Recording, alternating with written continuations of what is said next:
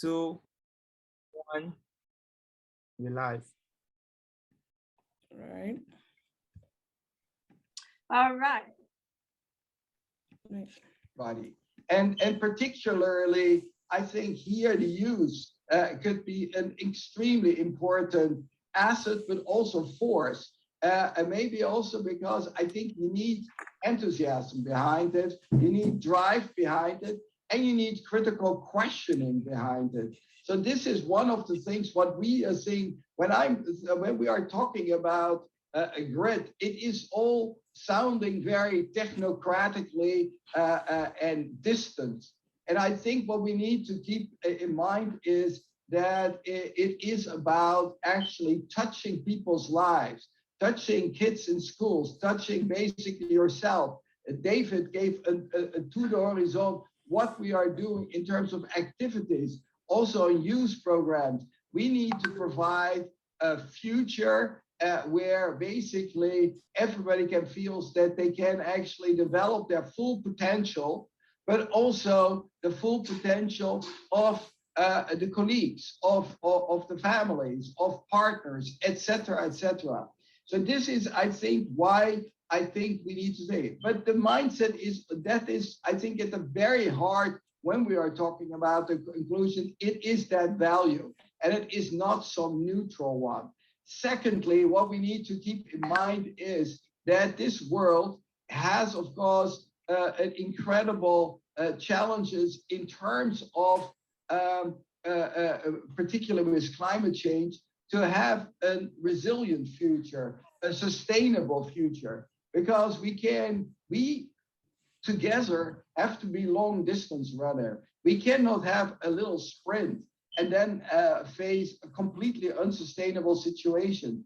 The problem is that particularly in climate change, we have been sprinting and now we are facing very, very stark realities where we need to act now. And the action that will have to come has to come by devising solutions, have everybody involved, but also the drive. And I think that is the appeal why I like this type of youth summits, is to say, you can get engaged, you can make a difference, and you should make a difference, and you should connect globally. You cannot only solve this locally, but you need to connect. And I hope that this youth summit helps to connect yourself, but also to take action.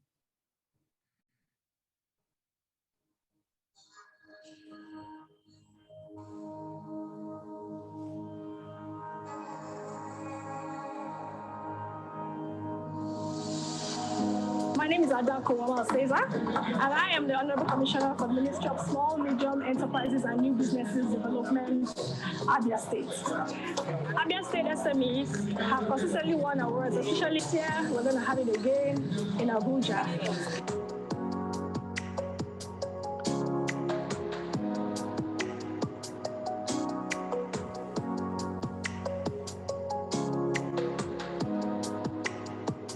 Competition. We have the first prize 750, the first runner-up 500, and then the second runner-up we have 250,000, right? Then we also have for students, best 6, they're going away with 250 each. What we want to do is to encourage SMEs, as you can see, they are here. They came from Abia and Oma here to showcase what they do. Labels. People are no longer ashamed of the so-called Abia made. It is now proudly made in Abia.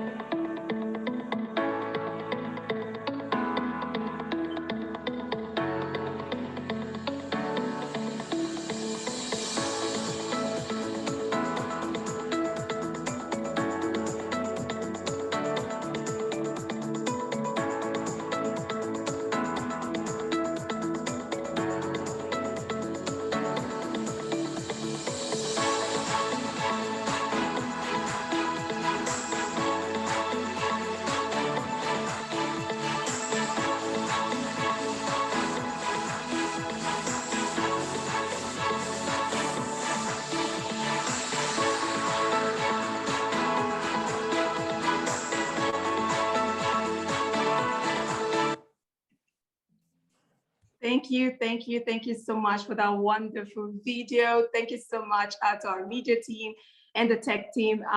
My name is Vindra Oghenekparobo Aduara, and I am the master of ceremony for today's event. Today, I also have my co-moderator, Dr. Daniel. Dr. Daniel, are you here with us?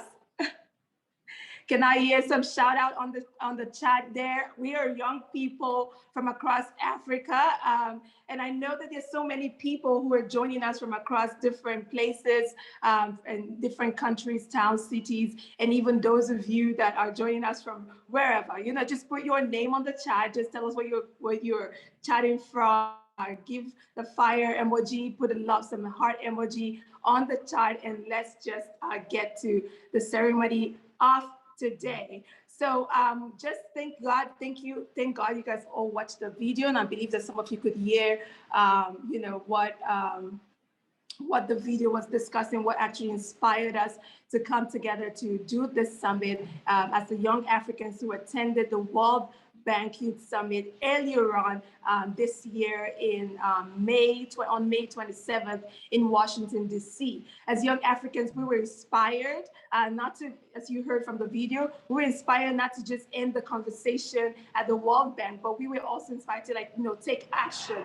And that's why we came together to do this summit today. And you're going to hear more from why we organizing the summit, what is the action we want to take, and we're going to go on and on showing some love on the chat. So guys, just get settled as we will be inviting a very important guest here with us today.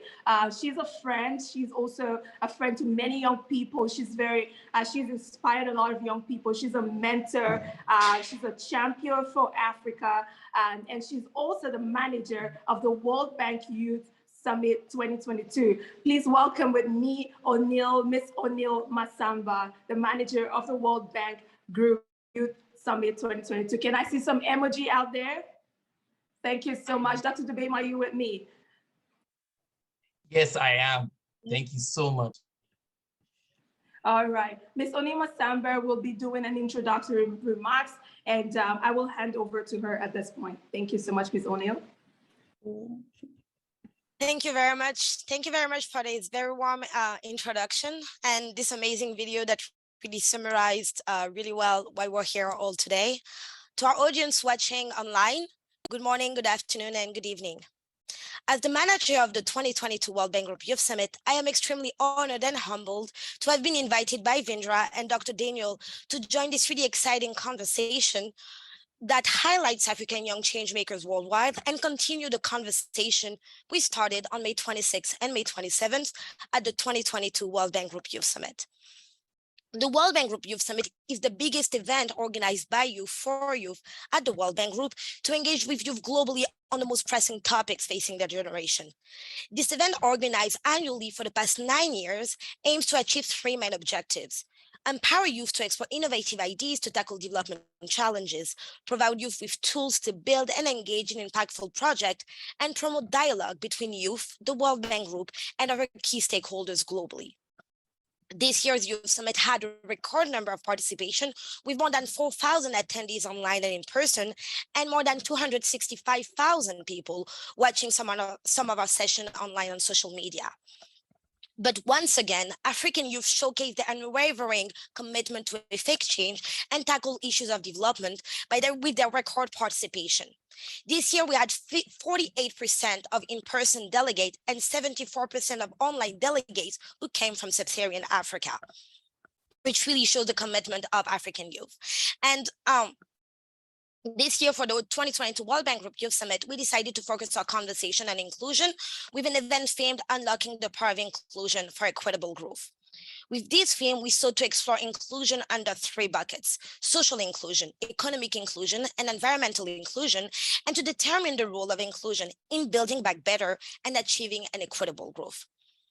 Indeed, the COVID-19 pandemic has exacerbated the inequalities for the underrepresented groups, including women and youth, with about 97 million more people living on less than $1.90 a day, and globally 3 to 4 years of progress toward ending extreme poverty are estimated to have been lost.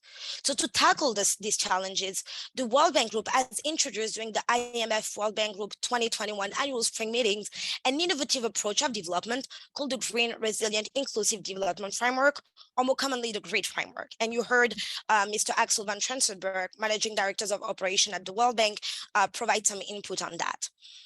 And so the goal of the GREAT framework is to promote the connection between people, economy, and the planet, and enhance an economic growth that goes hand in hand with environmental goals and inclusion, thus putting inclusion at the heart of an equitable growth. So when talking about inclusion as the driver of an equitable growth, we want to explore solutions that improve the terms on which individuals and groups take part in society, improving the ability, opportunity, and dignity of those disadvantaged on the basis of their identity. That is what the World Bank Group defines as social inclusion. When exploring the power of inclusion for an equitable growth, we also want to dive into solutions that participate in building green and resilient communities and ensuring no communities are left behind to tackle environmental degradation and climate change. That is what we qualify as environmental inclusion. Finally, we want to ensure that each person, regardless of their social or economic background, the color of their skin, the different abilities, the different community they represent, have an equitable access to economic opportunities. That is what we define as economic inclusion. But because the Youth Summit is an event organized by youth for youth, we also looked into the role the youth can play in building back better and achieving the sustainable development goals, and explored how the youth can be empowered to be actors of change. Indeed, according to the Interparliamentary Union report on youth participation in national parliament, at least 50% of the world's population is under 30, yet only 2.6% of the parliamentarians are under 30. The statistics clearly show that youth are underrepresented in the decision-making process within their local and global local communities and globally, and that is why it is key to develop solutions to increase their engagement and get their voices heard. And this event today demonstrates the plethora of solutions that can be implemented to increase youth engagement and make sure that their voices are heard. It is undeniable that governments and international institutions play a role in providing the platform and the structure to enable youth and other minorities to have a seat at the table, participate in the development of solutions to foster an equitable growth, and ensure the inputs of youth and other minorities are taken into consideration. However, I also want to say that you do not need to wait for others to give you what is rightly yours and what you can take in your own hands. Do not underestimate the power that you hold as youth. Indeed, there was a recent consultation from the UNDP that focused on youth-led climate actions and revealed that sometimes companies and governments don't effectively disseminate their efforts to clean energy to local and marginalized communities. And youth can play a crucial role in tackling this issue since they manage to build partnership with local and diverse communities to design the pathways for including community voices in technology adoption strategies. Additionally, according to some statistics from the United Nations, the world is home to 1.8 billion young people between the age of 10 to 24, the largest generation of youth in history. And young people are increasingly aware of the challenges and risks presented by the climate crisis and the opportunity to achieve sustainable development goals, and have really proven their effectiveness in getting things done. So in the word of Mr. Axel van Trensenberg, Managing Director of the Operation of the World Bank, don't wait to get a seat at the table, create your own table. And this is the reason why I want to praise each and every one of you today for this great initiative that you started following this year Youth Summit that highlights the commitment of African youth to be actors of change. And I said it to you the day of the summit, and I will say it again. The Youth Summit opened doors. Opens doors. It opened the door for me when I was a delegate in 2019 that led me to work at the World Bank Group, join the Youth Summit Steering Committee as a content lead, and eventually lead this committee. And as I look at our African delegates today, I know that this door that opened for me has been opened for you as well. And that one day, one of you, or maybe some of you, multiple person present here will be acting as manager and sharing their journey to this position, inspiring you from all over the world and showing once again that the world that our future is in good hands.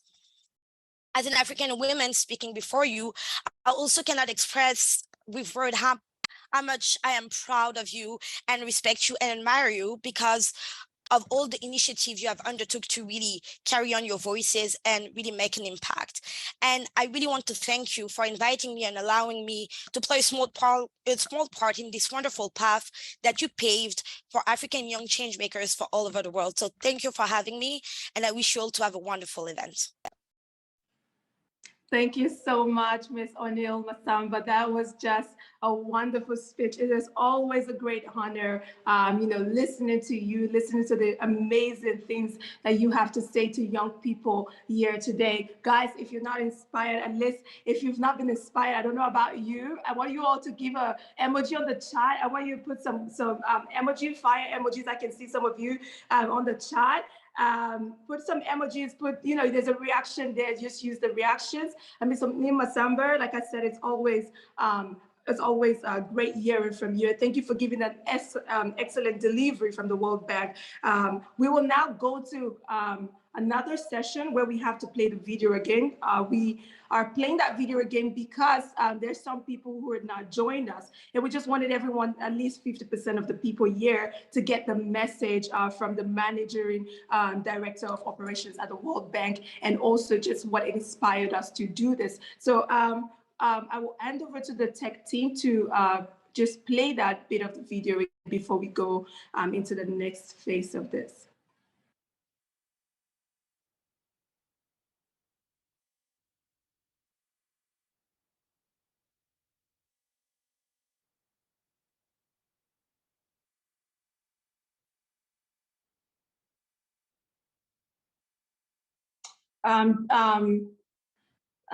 Tech team, maybe you need to check about sounding body, and particularly, I think here the use could be an extremely important asset, but also force, and maybe also because I think you need enthusiasm behind it, you need drive behind it, and you need critical questioning behind it. So this is one of the things what we are seeing when we are talking about a grid. It is all sounding very technocratically and distant. And I think what we need to keep in mind is that it is about actually touching people's lives, touching kids in schools, touching basically yourself. David gave a tour d'horizon what we are doing in terms of activities, also in youth programs. We need to provide a future where basically everybody can feel that they can actually develop their full potential, but also the full potential of the colleagues, of the families, of partners, etc., etc. So this is, I think, why I think we need to say. But the mindset is, I think, at the very heart when we are talking about the inclusion, it is that value, and it is not some neutral one.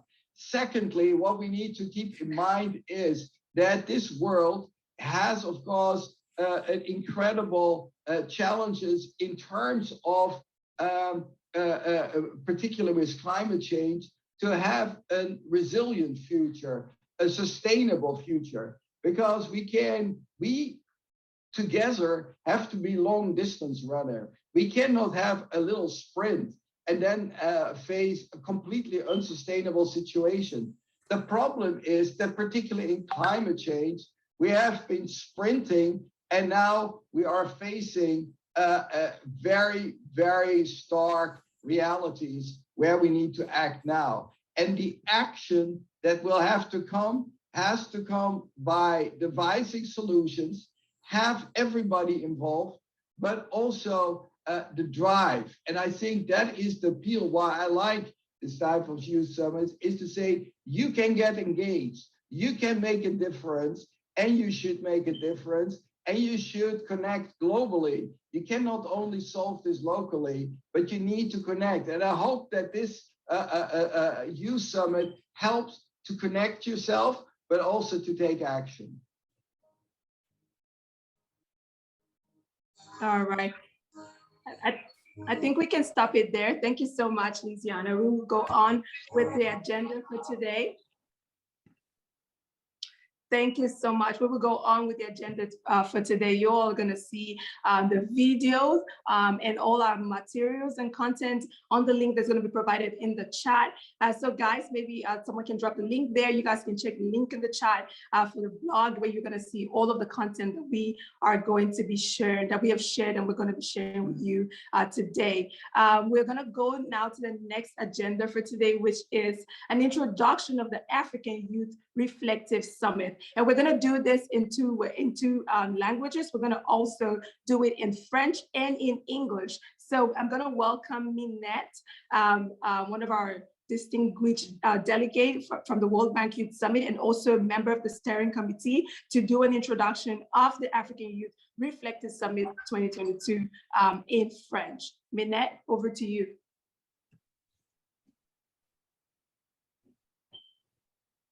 Thank you.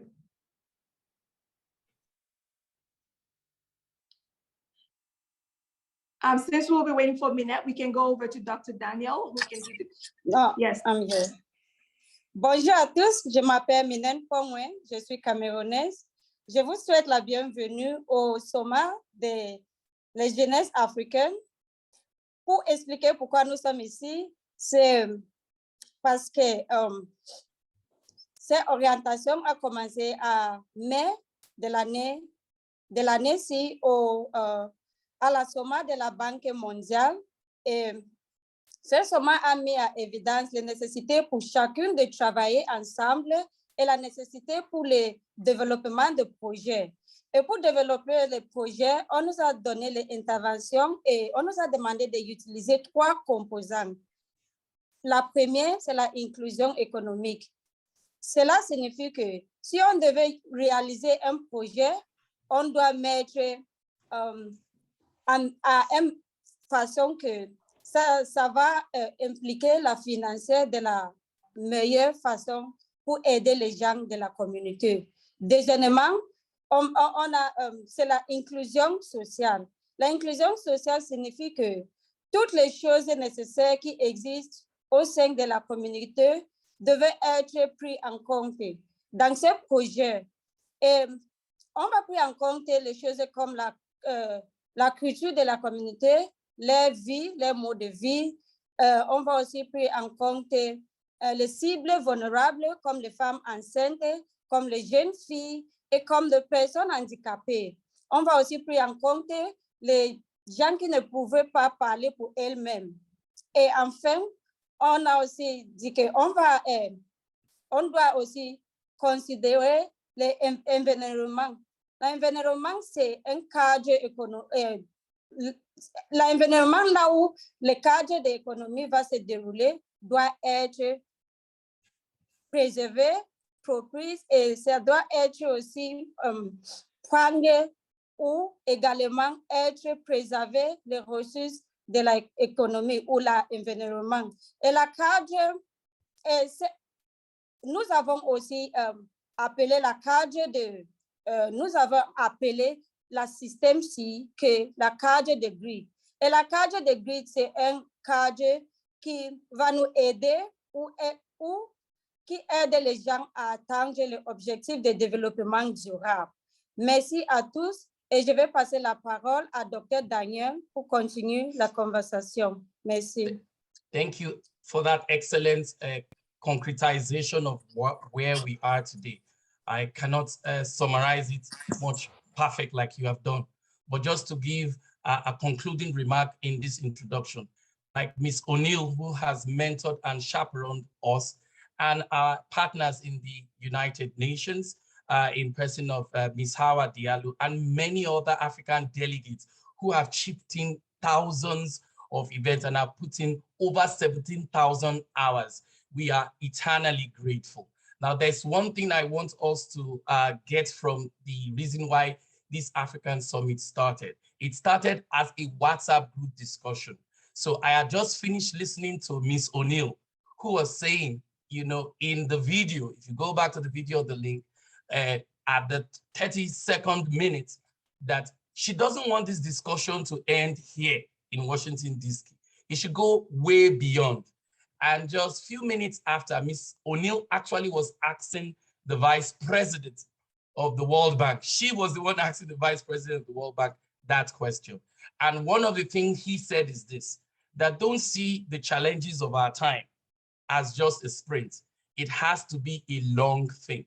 And what is key is that young people like us that have sharp minds, like the winner of the World Bank Innovative Summit, who is here, like Ms. Vindra, like Rogers, like Thank God, like so many of them who are just unbelievable sets of people, you know, who are willing to change the narrative. They want to be slightly better than those that have come before them. So we felt on a WhatsApp group by 9:45 p.m. after listening to O'Neill and Mr. Exel, I had actually sent a message to him and he says he would love to join. And I said, I love what you've said.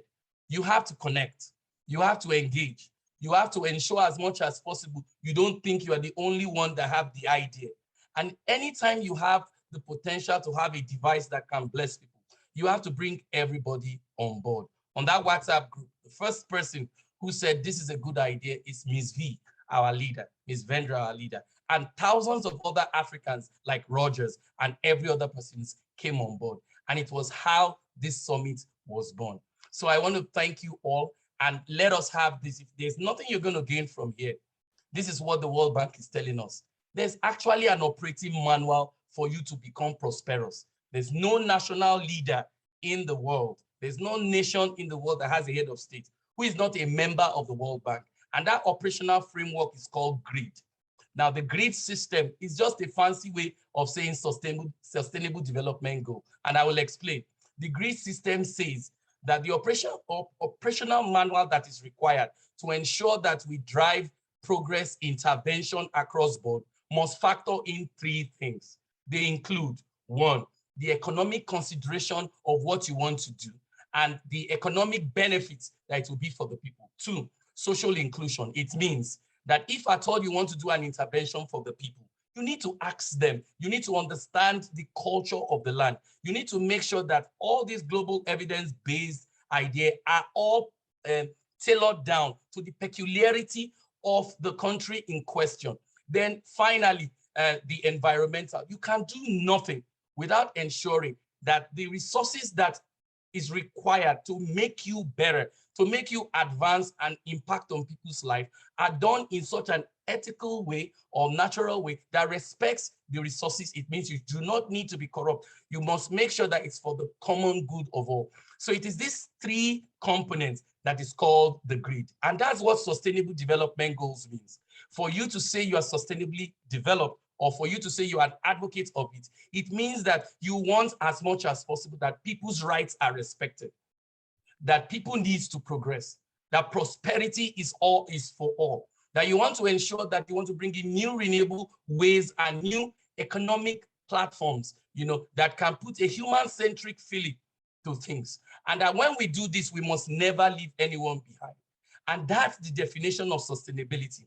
That whatever we do for now, yes, the current people, but we must always give for the future that is coming.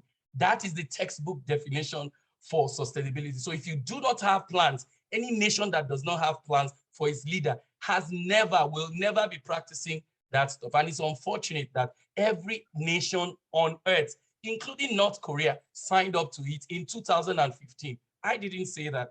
That's what the Sustainable Development Goal is. So I want to thank everybody, especially Ms. Menietz, for conceptualizing this in French. And I want to hand over to Ms. V, our leader, who has really inspired us to become who we are today. Thank you, and God bless you all. Thank you so much, Dr. Daniel, for that wonderful introduction. Thank you so much, everybody. And now we're going to go to the panelist session without further ado. We're going to go to the panelist session, and I'm going to call on my co-host, Dr. Daniel, again, to run the session with me on our panelist session. The theme of this program is taking action through unlocking the power of inclusion and equitable growth, the African perspective. This topic was not only just coined by us, but it was also drawn from the World Bank topic and theme for this year globally. So we're going to go to the panelist session. I have with me Ms. O'Neill Massamba, the manager of the World Bank Youth Summit, who just also gave the introductory remarks, a legal consultant infrastructure finance, PPPs, and guarantees. I also have with me Ms. Hawa Diallo Taylor, the Chief Civil Society Unit, United Nations Department of Global Communications. I also have with me Mr. Stanley Anibogu, CEO Lighthead, World Bank Beach Challenge winner. And then lastly, I have with me Honorable Commissioner Adaku Uwama, Minister of SMEs and MBD's Abia State. Thank you so much, distinguished panelists, for being here with us today. We're going to read the biography, but just before we go into the panelist session, Dr. Daniel, do you have anything you want to say? Are you excited about this session? And this is the real heart of today's program. Dr. Daniel. I am so excited. Why will I not be excited when I already know before the program has started that we've already started making plans for 100 Africans to be trained on social media engagement and content in sustainable development. I'm so excited because I got feedback from our World Bank officials on how feasible these projects can be. I'm so excited because we put in 27,000 hours of the smartest brains you can see across all the known regions, North Africa, West Africa, Central Africa, and South Africa. And I'm more excited that we have a government official who is here. She's a young person, one of the youngest, within the African space, especially Nigeria, and then she's doing something that we should commend. Thank you so much. I hand over to you. Thank you so much. Yes, we're super thrilled to have all our honorable panelists here. We know that they took out the time from their busy schedule to join us here in this session. Thank you so much, Ms. Awa, Ms. O'Neill, Honorable Adaku, and Mr. Stanley. Mr. Stanley, if you're with us, please notify, because we are currently we're currently diving into the panelist session. I'm just gonna go through the biography of our distinguished panelists, and you can also find the full biography on the link that's gonna be shared on the chat, so check the chat. And also we're streaming live on Facebook, so if you're online watching us right now, I would urge you to take the link on the chart and then scroll down, and you find all the programs aligned for you today, including the biography that I'm also going to read out here. So our first panelist on the list today is Ms. O'Neill Massamba, who's the manager of the World Bank Youth Summit 2022. Ms. O'Neill Massamba, who is a dual citizen from France and the Republic of Congo, joined the World Bank in February 2020 and networks as a legal consultant in the private partnership group. Before being appointed at the World Bank as the World Bank Group Youth Summit Manager, she served as the content co-lead and the moderator for World Bank Youth Group Summit 2021, and attended the World Bank Group Youth Summit as a delegate in 2019. Ms. O'Neill Massamba is also an attorney admitted to practice in the state of New York.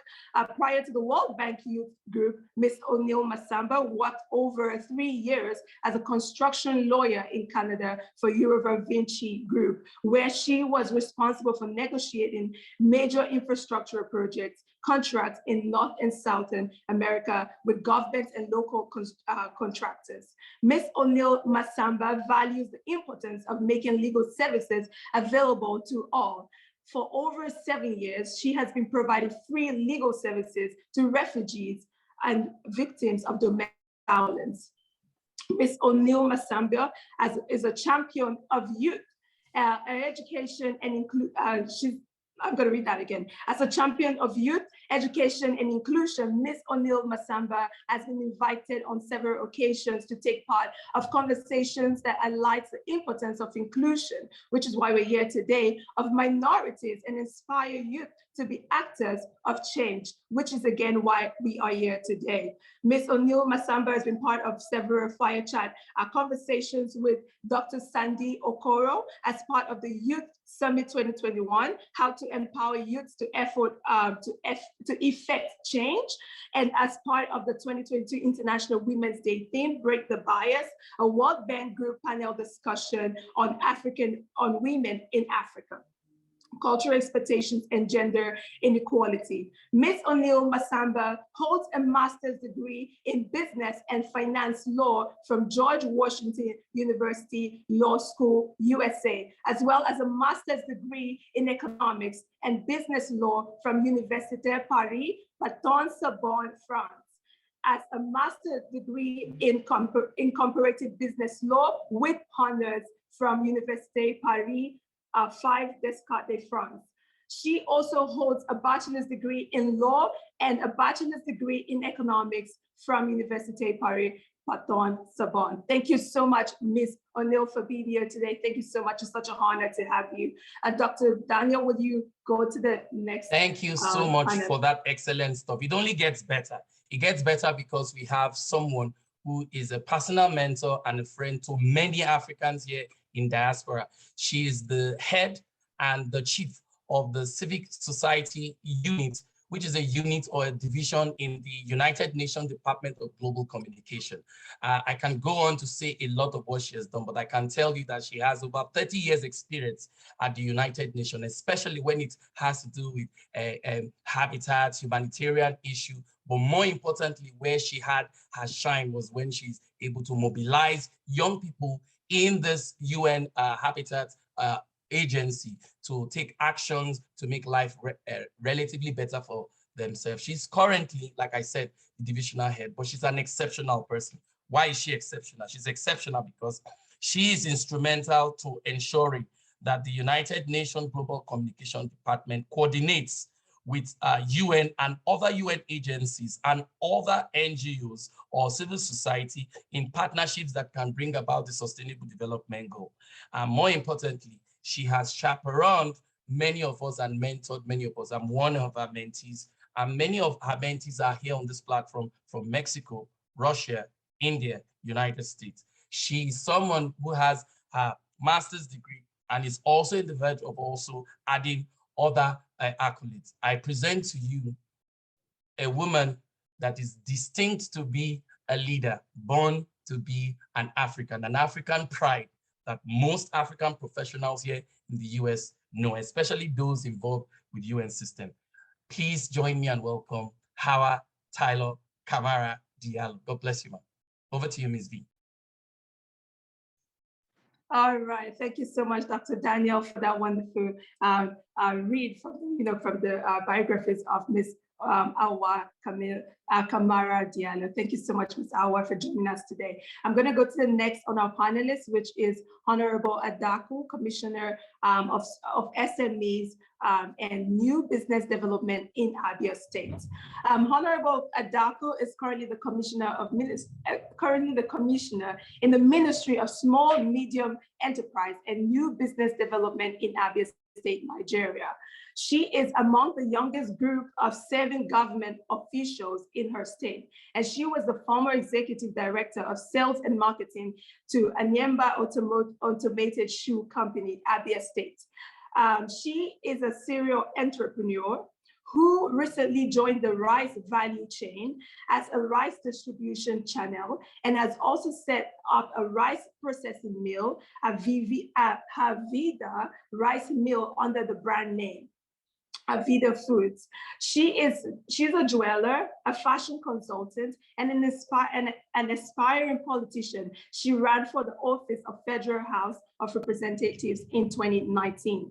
Ms. Adaku holds a BSc in Business Administration and MA in Business School, Netherlands. She's experienced banker, marketer, and relationship manager, and has worked with the United States Embassy for 11 years in various capacities under consular and diplomatic services, handling various sensitive positions, including protocol for key events. Ms. Adaku, Honorable Adaku, has been trained as an international corporate and protocol etiquette consultant at the Protocol School of Washington, USA. And also she has professionally developed herself in leadership and strategy courses at Harvard University, Boston, United States.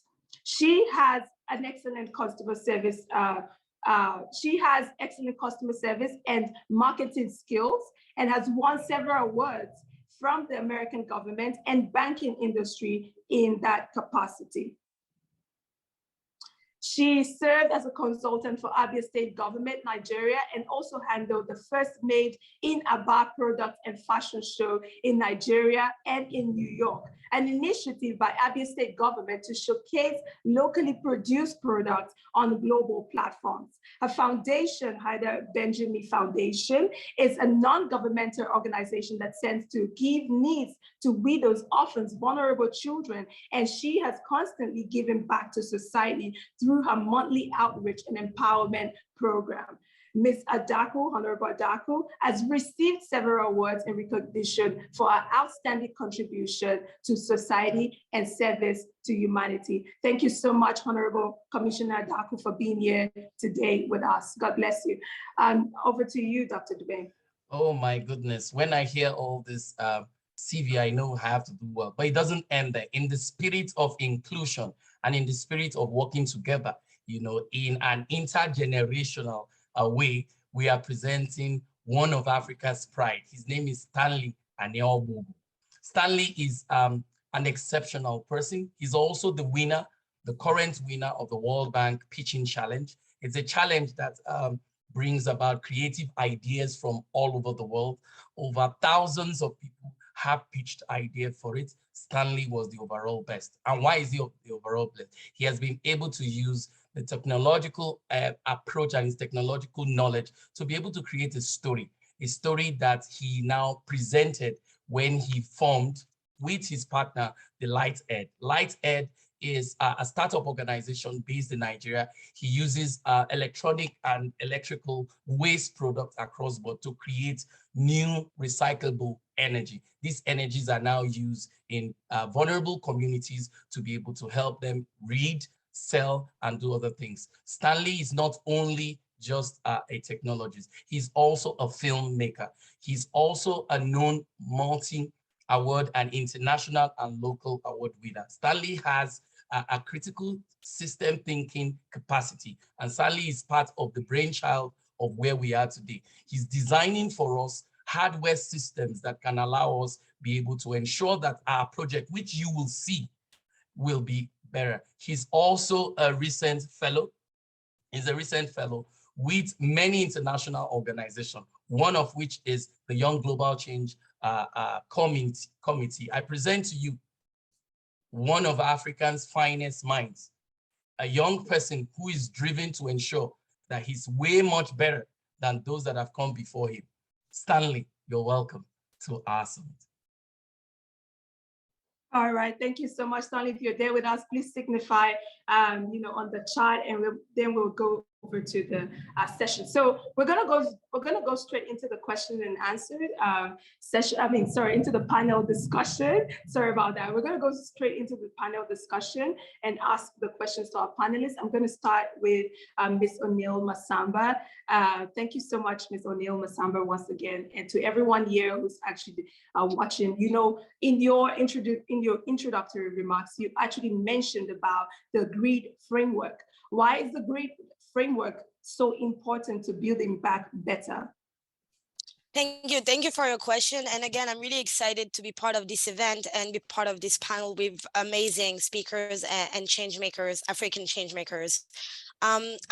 So in my introduction, as you rightly said, I talked about the GREED framework, and I also feel like Dr. Daniel gave a really excellent, detailed, and straight to the point definition. So I might skip that part and not go to the extent of that.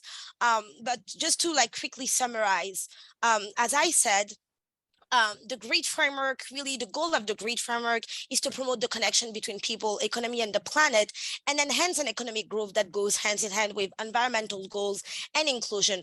But so what it really means in practice is that the GREED framework fosters solutions that reduce disparities and leave no one behind, while also addressing climate change and other global issues and supporting the growth of the economy.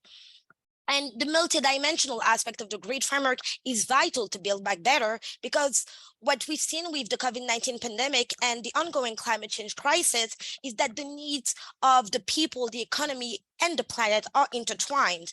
Thus, to effectively achieve an equitable growth, we must simultaneously address the needs of the people, the economy, and the planet.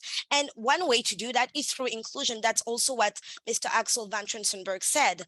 And I explained in my speech earlier today how inclusion was multifaceted, because when talking about inclusion, we talk about social inclusion, environmental inclusion, and economic inclusion, and they all participate in building back better.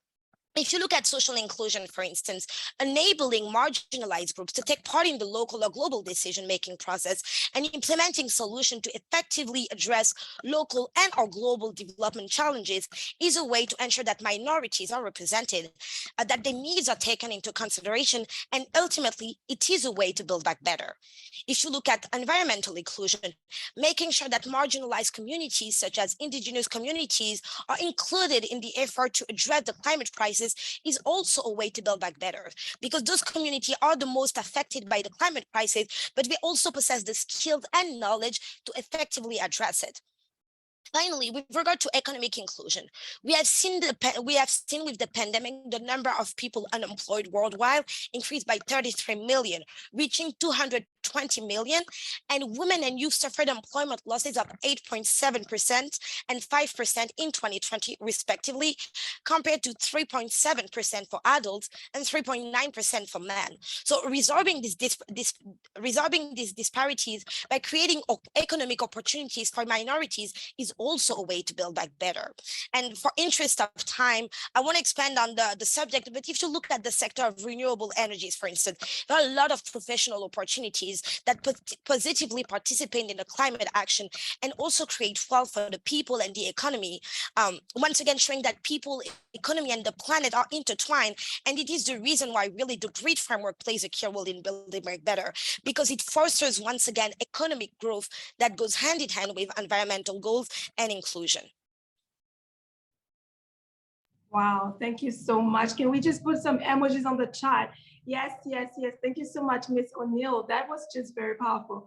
And I think Dr. Dubem also kind of gave an introduction about the Oh GREET my framework. goodness, that is out of this world. But I'll go straight to our next panelist, who I know you people will understand also holds that fire. So Ms. Hawa, you've heard what the manager for the World Bank Youth Summit has said, and we want to get your perspective. As you know, it is important that we bring on board inclusive growth.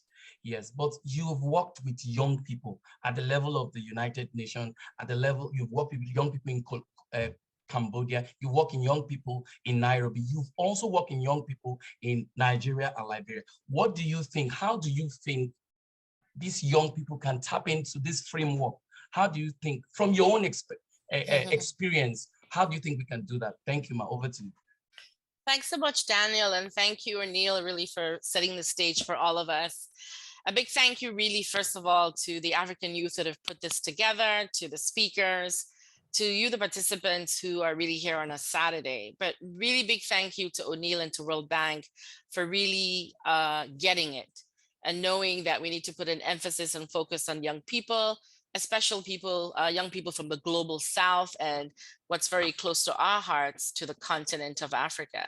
I love the fact that this initiative and this program has been designed by African young people for their peers. And I love the fact that the African women are in the lead. Not only are they in the lead, they're front and center, they're making decisions and they are killing it. I also love the fact that, you know, the young people who went to the World Bank Forum are going beyond the talk. You're going beyond the talk and you're taking action at all levels. You know, one example is why we're here today. And you're focusing why we're here today and your initiative based on African, you know, concerns as they align to global concerns. But what I love best is that you're looking at it through the lens of an African young person. Now, how can young people access all these platforms? Because, you know, if you're at the UN, there's so many. Even O'Neill, I know in the World Bank, for me, working in the Secretariat here in New York, it can even be confusing. I think as a young person, as we are doing here today, you need to streamline and focus your interests, focus your priorities. I think also bring your resources together. I like the fact that I'm seeing African people from different parts of the continent. I love the part, on a commencé en français, ça c'était très bien pour moi. Je suis anglophone, mais I understand a little bit of French, and I appreciate the fact that Africa is diverse. We are, you know, hundreds of thousands of different languages and ethnic backgrounds. So I think as young people wanting to access spaces, we need to be aware of who we are, you know, what our resources are, where we want to go, and how we're going to tap into those resources. So the UN, there's so many spaces, and we in the international community, whether it's the Secretariat, United Nations, World Bank, UNESCO, UNICEF, we need to make sure that we're providing enabling environments where young people feel safe, where they feel comfortable, and where they can trust. You know, there's a feeling of trust. And this is not only the responsibility of the UN, but it's the responsibility of governments. It's the responsibility of communities. It's also the responsibility of families, because that participation for young people must be meaningful and it must be relevant, as I said, to their needs. And you as young people, you don't have to be everywhere. You're asking me, how can you get to these spaces? You know that you don't even have to be at the UN or in the World Bank. It's great that we made it to the forum. And what we should be asking ourselves as young people, and I'm including myself and O'Neill, because sometimes I always say youth is a state of mind, is how are you going to take what you accessed at the World Bank back to Cameroon, back to Yaoundé, back to Freetown, back to Abuja, to Ibadan, back to Morocco, all across the African continent? And how are you going to ensure that when you have this information, you're not going to be greedy about it? You're going to share that information within your communities. You're going to share it nationally, but then you're also going to think, okay, I am from Sierra Leone. How am I going to start a sub-regional activity that's focused on the grid that would include maybe Anglophone Africa, Nigeria, Ghana, Anglophone Cameroon? Or how are you going to even have cross-fertilization with Anglophone, Francophone? And remember, we are Spanish speaking in Africa. We're also Portuguese speaking and Arabic speaking. How are we going to have initiatives that are focused on lessons learned, exchanges, but based on homegrown and home-driven resources?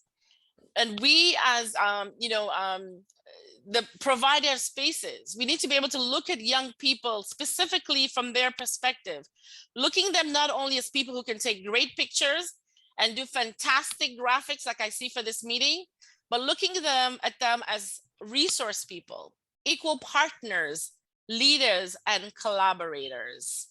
I think there's so much out there for you as young people. Never take no for an answer. I always tell the young people I'm working with, whenever somebody tells you no at the UN, take a couple of steps backwards, regroup, and come back in full force. I know there's power in the continent, in the young people. There's power in our minds, power in our bodies. Let's be sure to be connecting to one another and uplifting one another, making sure also we're not only making ourselves accountable as individuals, we're making our governments accountable, making our families accountable. We have fantastic resources on the continent, whether it's the African Union, whether it's the regional groups. You have not only the African Youth Envoy, in the African Union framework that we should be collaborating with, that we should be dealing with. So I think there's abundant resources for us. I could go on forever and ever, but we only have a few minutes. So I hope that, as we continue, we'll be able to have more discussions and maybe hear more from you as young people. Over to you, Daniel. Fantastic job. Thank you so much. And before I hand over to Ms. V, just to read out what I've seen on the chat, Maria O'Neill, I don't know where you're coming from. She says, And then so Ms. Massamba, your friend Pascal, I think he's from Angola. Pascal, I don't know where you're from. Drop, you said she's perfect. Abdul Muhammad said, tell that girl she's on fire. So thank you as I hand over to Ms. Vindra. Welcome, Kojo, to the meeting. Thank you, Ms. Vindra. Hand over. Thank you so much for reading those wonderful comments from the chat. Thank you so much, guys. Let's keep the energy going. as we continue the panelist session. So we're going to go to Honorable Honorable Commissioner Adaku, the Minister of SMEs and HBDs in Abia State, Nigeria. Honorable, we are so proud of you and the work that you've been doing. And we know that recently you were recognized as a young woman, a young African woman, also as a champion for the SMEs Enterprise World Day 2022. So the question for you today is, what were the outcomes of the event? And also, how did you in that event contribute to sustainable development, particularly in Nigeria and in Abia State, where you're from?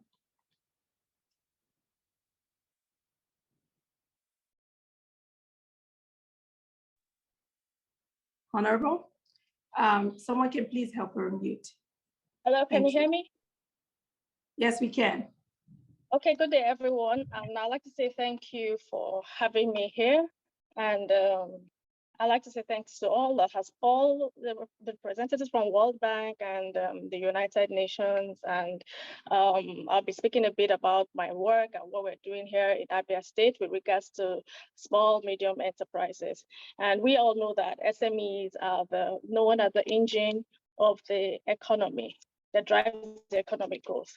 So here in Abia, for example, we have somewhere called the Aduara market, and we have about 1 million artisans. These people make shoes, bags, all manner of leather works that they ship all over the world. And my ministry is to ensure that we encourage more people to go into handworks, businesses. We get them trained. We encourage lots of women. We encourage lots of youth. And part of what I also do is to look for intervention funds. And like right now, we have some intervention funds from the World Bank, and United Nations has also helped out with some COVID intervention funds in the States that most of our SMEs have benefited from, and I'd like to say thank you for that. For this event, some of the highlights we had, we launched out what we call our online portal, our business directory online and hard copy. For online, we want people all over the world to see our database, to see our SMEs who are registered with us and what they do. And sometimes someone may just want to place orders for things like shoes or bags or overalls or hospital uniforms or whatever it is. Like we all know, Abia is known as the SME capital of Nigeria, and we are known as like the China of Africa or the Japan of Africa. There's nothing we don't produce here. We can't produce anything. Some people say as far as maybe human beings, but of course that's not true. But you can get anything you want, good quality.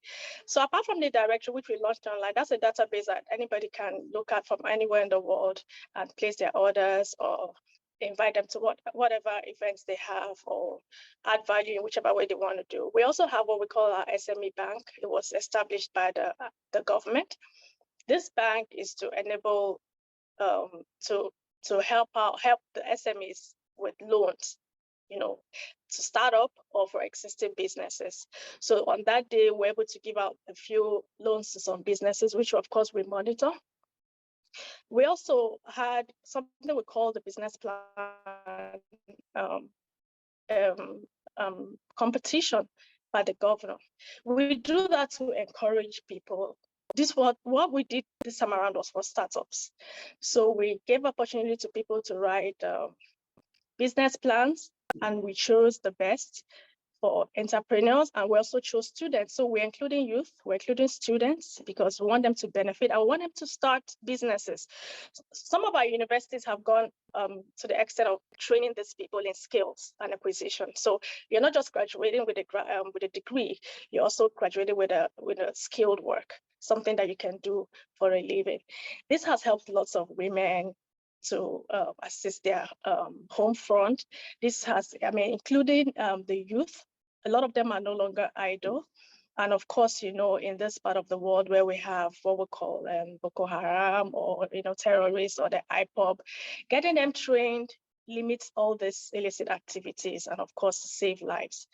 And We also recognize some national awardees. The Vice President of the country is always giving awards every year to the best SMEs. And for us in Abia State, we have always won this award yearly. We also empower some widows. We empower women a lot. We not only empower them with cash, we actually organize trainings for them. We teach them how to utilize the money that we give them, because we just don't want to give you money and then you mismanage it. We want to give you money and then we'll monitor what you do, and of course, help you by giving you more if need be.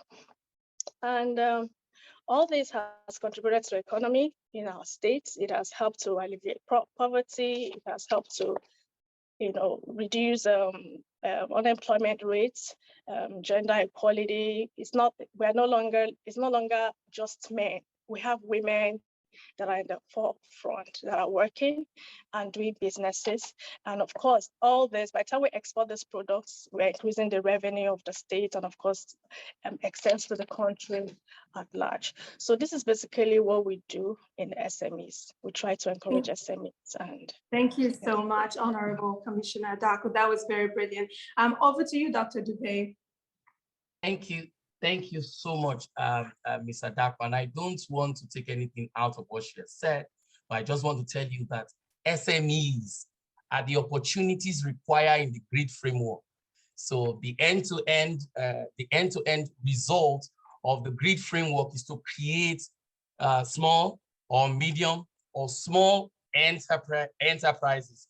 Well, it's a fancy way to say entrepreneurs. So what she's saying is that she's the commissioner to ensure that you are able to have a small business. The pepper seller is one, especially the informal sector. So if you know anyone in the informal sector, the cobbler, the pepper seller, the farmer, everybody's under that SM. So the GRID framework is saying, if you want to create opportunity for people, you must make sure as much as possible that those opportunities are those small, medium size. And she was the winner of a lot of the awards. And she just finished an event now, the World SME Day.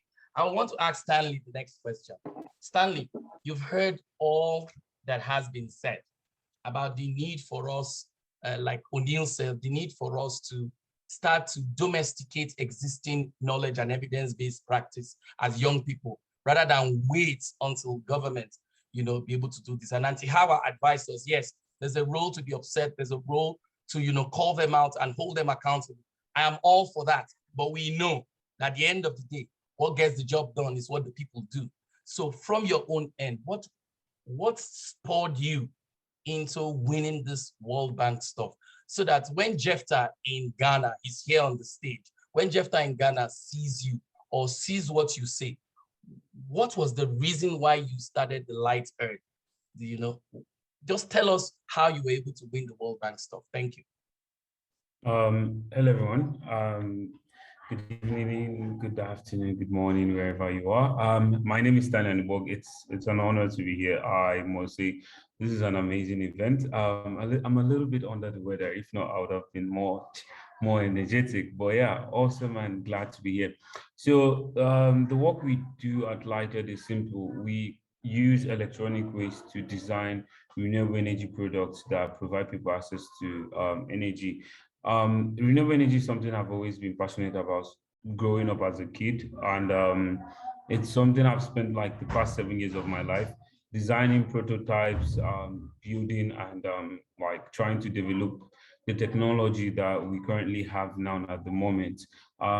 Before that, I was into tech full time, but I gradually evolved into an entrepreneur because I needed to sell my ideas. I didn't want to build things and pack it up in my room. Basically, like 90% of the creative technologists we have in Africa, they just keep on building and coming up with these great ideas, and they keep it in there by themselves, or they keep it in the room. I think if 90% of young creatives in Africa would bring out their ideas to the limelight, they would solve a lot of problems around Africa in general. So winning the World Bank, actually, I remember applying for this. I applied for it on the last day of the application, and I almost didn't apply. I was like, our startup didn't have enough traction at the moment when we applied. For us, that's what we thought. We thought we have not done much, and maybe the World Bank wouldn't recognize what we are doing. I think the beautiful thing about the way we did our application and was we told our story from a personal perspective of how people were actually being affected by the problem. And we also made sure that we communicated our journey towards our solution. And that's very key. I think it's important when you are sharing your solutions and your ideas, you also have to connect it to people, because at the end of the day, you're solving those problems for people. You're not just solving it for yourself or trying to create something that you keep in your own like room as well. So when I got to the pre-finals of the World Bank pitch during the interview phase, I remember I just went in for the interview and it was really amazing. They were super friendly and they said, be comfortable and be yourself. And I was myself. I shared the passion and the work we do. So I'd lighted at the moment the impacts that we have done so far. And I think that was something that opened the door. We were much more impact focused than actual making money. Like we do prioritize generating revenue, but we focused on the impact as well. So we have impact projects that we run under Lighted. We have the Lighted Kids project where we train kids in urban communities as regards to renewable energy. And those kids become Lighted ambassadors. Then we take those kids to travel to rural communities with permission from their parents and school, of course. And those kids train the other kids in rural communities. So what we're actually doing is to prove to the kids in rural communities that them too can be ambassadors for change. And we're giving the kids in the urban communities that have access to the resources, the tools and the rights to believe that they can also become change makers as well. One of our students, one of our ambassadors, actually received the Diana Award this year. And that's like really amazing for us at Lighted. And the Light for Peace project is also a sub-project in our impact, where we provide for people in refugee camps access to renewable energy, and we conduct training for them to know about renewable energy. And we have implemented our project in one camp in Benue State, Nigeria, and the camp's capacity is 2,282 people. And we distributed 150 renewable energy lamps and installed one of our charging box for them to use, fully solar powered. And the joy and happiness on their faces, I will never forget. It's burned into my memory, because when you're able to do something like that and people are happy, it's amazing. Like a single touch light can change someone's life, something that you probably have up to 5 laying on your table and you're not using them, and you give it to just one person, it changes their life. They were dancing, the women were singing, we are having like a lot of people. They actually gathered us around to pray for us. And I was like, wow. I almost cried because I saw the living conditions that these people had. And these are the things that inspire me. And it's not always, probably won a lot of awards or probably gotten a lot of achievements. But I think those are necessary in the world we live now. And if you want to actually create change, you have to climb a certain ladder. And I'm willing to do the work to create more impact and inspire other young people as myself. I might not be the most, I might not be the smartest. The work we do might not be the most impactful, but I think it's important for other young people to tell them you can also step out of. There are so many young people that are doing amazing work, more even amazing than I am doing, but they are not being recognized. And I think it's high time that we also tell African young people that, listen, it is okay to project yourself out there. It is okay to be proud of the work you do. It is okay to communicate and share with the world the work you do. So thank you very much.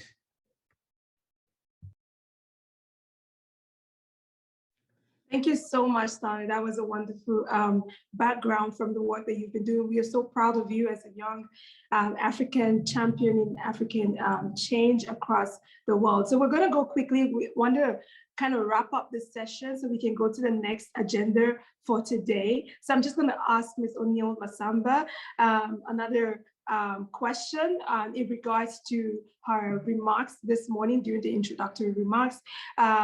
We know that you talked about the great framework, but what are the key points of engagement you want young people from this summit today to get involved with from your remarks that you've made this morning?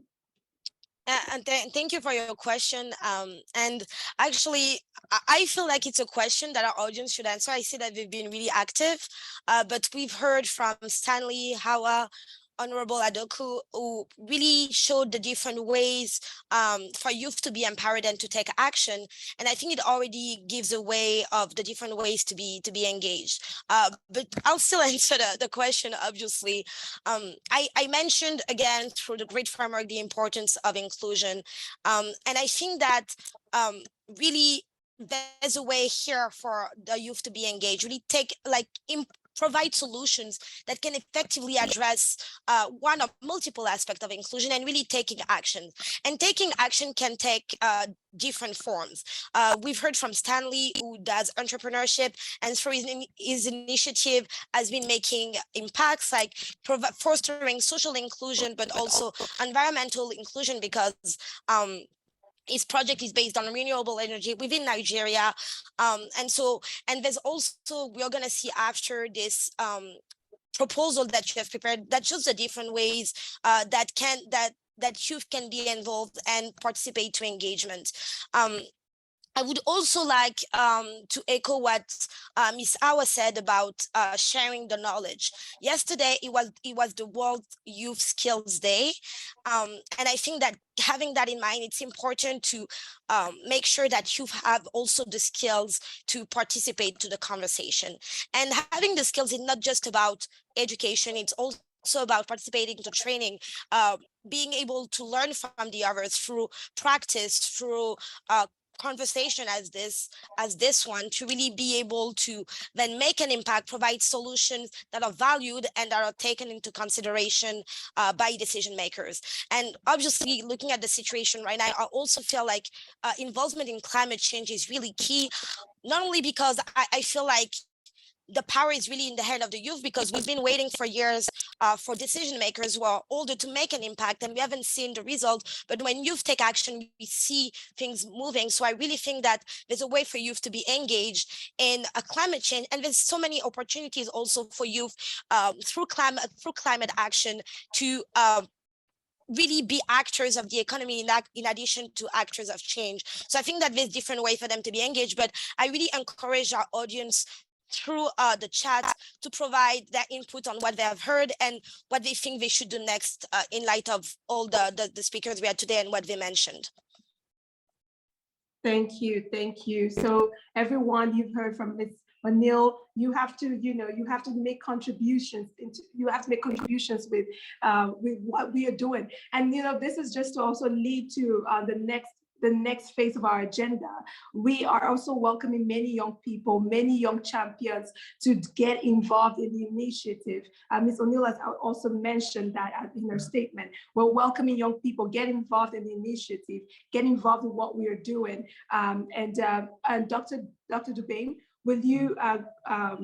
Yes, thank you so much. The next question goes to Auntie Hawa, but I just want to rehash what O'Neill has said is very important, that when we have ideas and knowledge, don't keep it to yourself. That era is gone. It's now time to open up that space. I don't want to give credit to anyone, but I'm telling you, all the speakers here are instrumental to what we're going to show you people. Stanley is already designing a hardware system for someone. I don't want to let the art out of the bag. Even before this program, we've already accommodated 100 people. 100 people from here will be taught on sustainable development goals, the grid framework.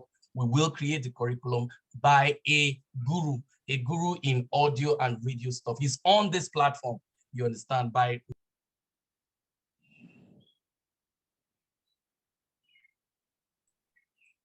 Dr. Daniel, I think you're muted. You have to unmute you. I'm so sorry.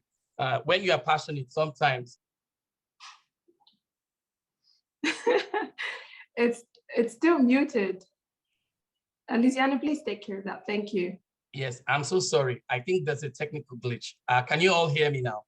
Yes, sir. I'm so sorry, Africa. As an African child, you must always give respect to whom respect is due, irrespective of who you are. So, but what I'm saying is that it is also good we don't also miss the content of what, Auntie Hawa and O'Neill is saying. See, if you have all these ideas, you keep to yourself, you're not helping yourself. Who you help? You're not helping yourself. The idea is that even if you feel that you cannot start up, you can join somebody, you can join Stanley, you can join Auntie Hawa's group, you can join the Honorable Commissioner, you can join us to do things. And just before we started this event, we had some background meeting with some investors. We're going to have 1,000 people from this platform.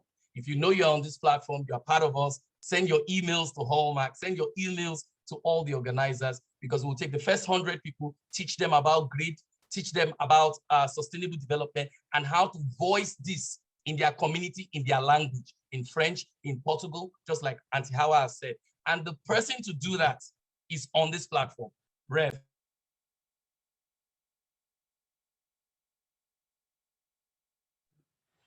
I think we're having some technical glitch with the sound. Sorry, Auntie Hawa, you've heard what O'Neill has said. Now the question is this.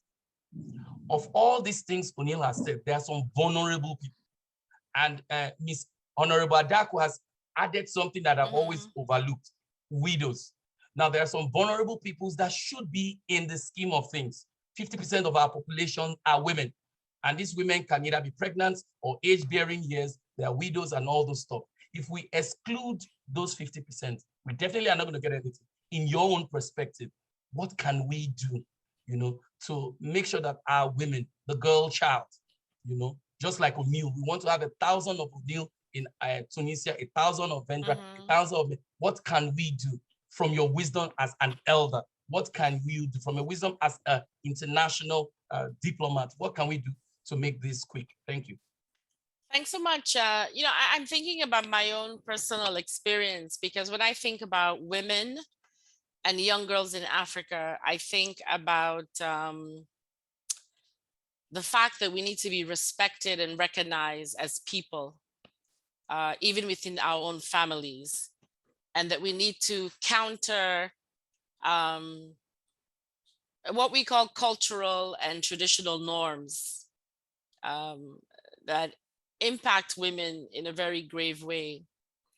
I think that we need to, as governments, ensure that women have access to health and health services, that women and girls have access to quality education, because these two things impact everything. And we as Africans, as I said, respect is important. I can speak only for Sierra Leone and for most of West Africa. There are times that I go to Sierra Leone, and if I voice my opinion, I will speak now in Pidgin. They talk too much. They tell me I speak too much because I am speaking very firmly and very resolute in what I'm saying. Or even as a child, if you're somewhere, they'll be like, move away. These are cultural things that we need to work on because they impact women specifically. You talk about widows. My father died when I was 9 years old. My mom was left with 5 children. She did high school and she did what you call in those days, technical college, secretarial college. My mom and dad are from the 2 distinct tribes of Sierra Leone.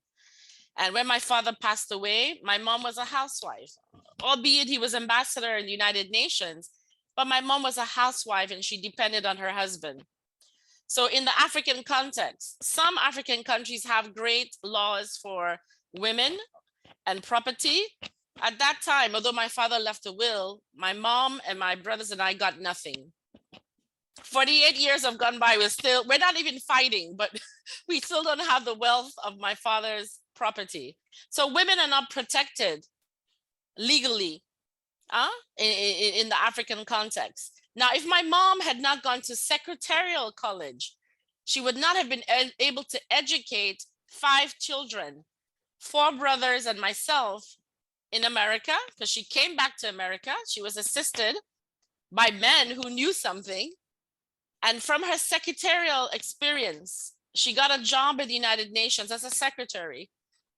And that's what she did to educate myself and my brothers through high school and college to the fact that all of us have been educated. So that's why I talk about quality education and how that is important. My grandmother was illiterate. She was abandoned by her husband, who married another woman as she was pregnant. She did not go to school, not because she didn't want to, but that was not the status quo in those days. But she knew business. She was an African grandmother that tied her money in her lapa, and she went to the market and she sold food to educate my mother and her other 9 or so brothers and sisters. So this is the cycle from my grandmother, who had the common and, as you said, social entrepreneurship sense, to my mom, who my grandmother knew, okay, I stopped at maybe class 1, but my child had to go to high school and to the secretariat school. To my mother, although I am ready to retire for the UN, she said, you cannot leave until you become the Secretary General. I rest my case there. Over to you, Daniel. Wow, that's such an Thank you inspiring so story. much. That's such an inspiring story, Ms. Hawa. That is very, very inspiring, being a young woman and also an African woman. And I think many other African young women in this Zoom, in this summit, can also relate to the stories that you just shared with us. We're gonna go quickly into to the next panelist, Honorable Adaku. We have one more question for you. Please, we'll ask our panelists to keep the answers within 2 to 3 minutes, or even 2 minutes even would be better. Honorable Adaku, how important is economic inclusion for vulnerable populations in the development of Nigeria? Over to you. Thank you once again. Thank you, Hawa, for that inspiring story.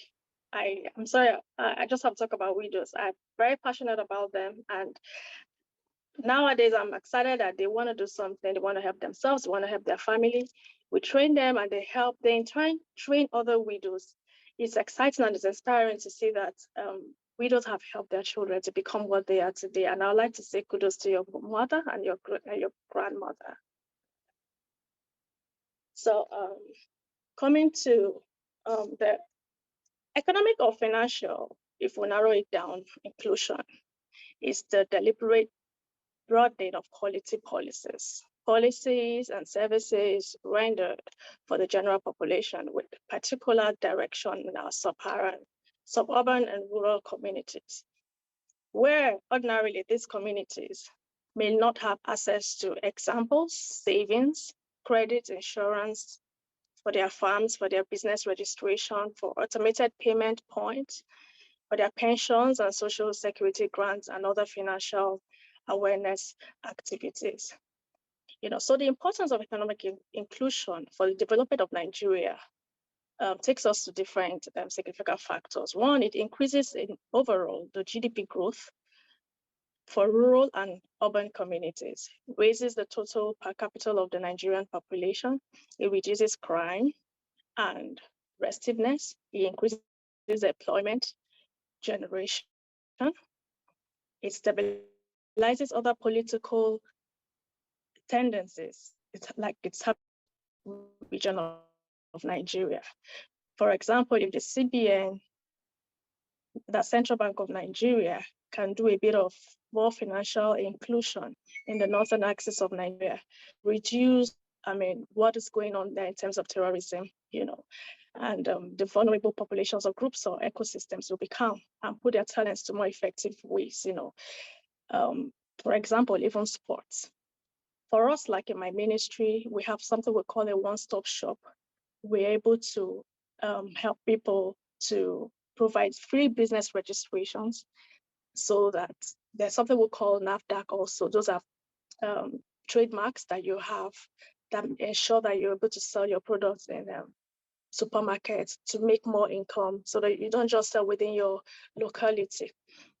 So those are a few examples of the advantages of social inclusion here in Nigeria, economic inclusion, social inclusion here in Nigeria. Thank you so much for those great examples. And she also mentioned that our office also opens free business registration. I think that's very, very key for young Africans, especially those in Nigeria. Thank you so much for the good work you're doing. Dr. Dubem, over to you.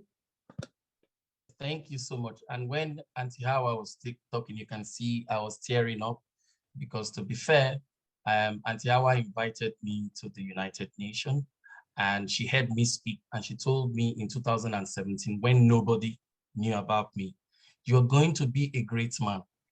And we must work on you. I laughed at her. I didn't even know she was the director there. And then she called me later and then is there. But Auntie Adako is somebody that I love so much. You see these widows, I want you to go and find out. This is before she even became anything. Young people love her. And the day we heard that they said she should not go for Federal House of Representatives, we knew what it was all about. And that's what Auntie Hawa is saying, gender bias. See, I know I also fall on that category. And now we explain, because it's good we explain to young men. See, they are not our enemy. They are all our partners. Gender bias is something that is subtle or explicit. So when you tell a boy, can you push that table from that classroom to this? You know you are a girl, you cannot push. That is gender bias. I didn't define it. That's how it is in the textbook. If you say, oh, you are wearing pink, that is a girl thing, you know, that is gender bias. In short, the Sustainable Development Goal 5, target 1, the first target, says there should never be discrimination. And that's what Auntie Hawa has said, that the reality of women, for me, it's easy for me to get a job, you know, in Nigeria and all those things. But for women, it's 7 times. The things they go through is unbelievable. The things they go, even in university, the things girls go through is big. So these are what we call gender bias, and we have to call it out.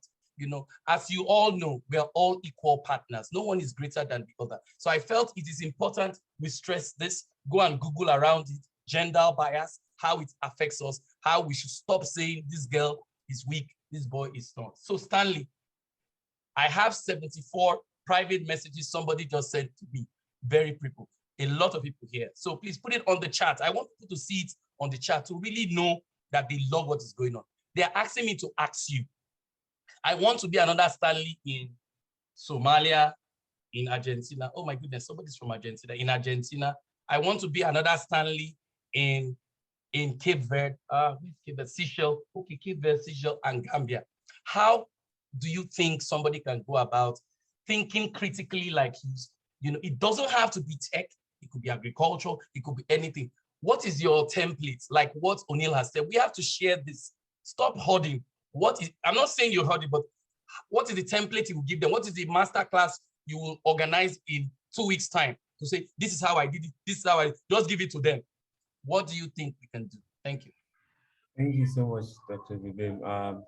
Like, I'm super inspired listening to our, at the same time, I wanted to tear up as well. Like, that's really inspiring story of like not giving up, and yeah, you have to make your way to the top to create much more impact. The honest truth is, before Lighted, I started my entrepreneurship journey at 15 when I started my first project, which was training kids on how to use waste materials to build science projects. And that's something I still do, and also linked with STEM education and STEM empowerment for young girls. So the truth is, yeah, I don't think there is no template. There is really no magic word. There is no source code. The truth is, you have to identify yourself, know what you're good at, know what you love, know what makes you alive and happy. So there's this quote that says, do what makes you happy to create change or to make money. It's a lie. You have to also do the uncomfortable things that you don't like and you're not good at. You have to learn some skills that will make you, like me, I don't like talking about numbers, financials. I love telling stories, I love engaging with people, but I had to start learning about financials, money and everything. And that got to a point that I needed that particular skill.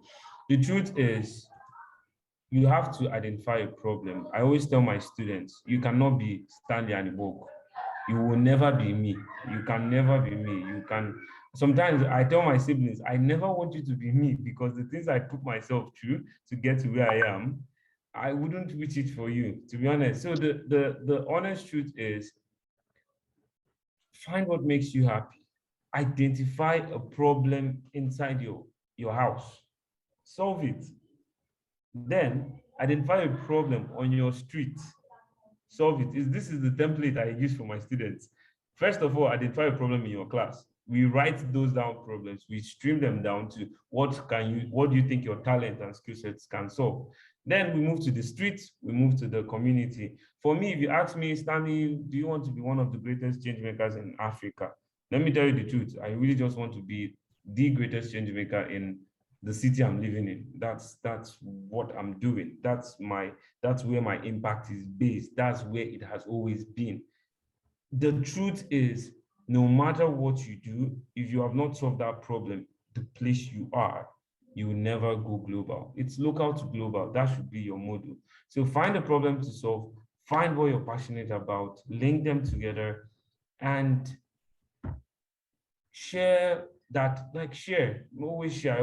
I have my colleagues that is right here beside me, still beside me right now. We have been together for the past 7 years working together, and he's developing. He has pitched on so many platforms. Yeah, some pitches I'll tell him, hey, I know I'm the best person to go and present, but just go and challenge them, go and try. If you fail, come back, it's okay, we'll try next year.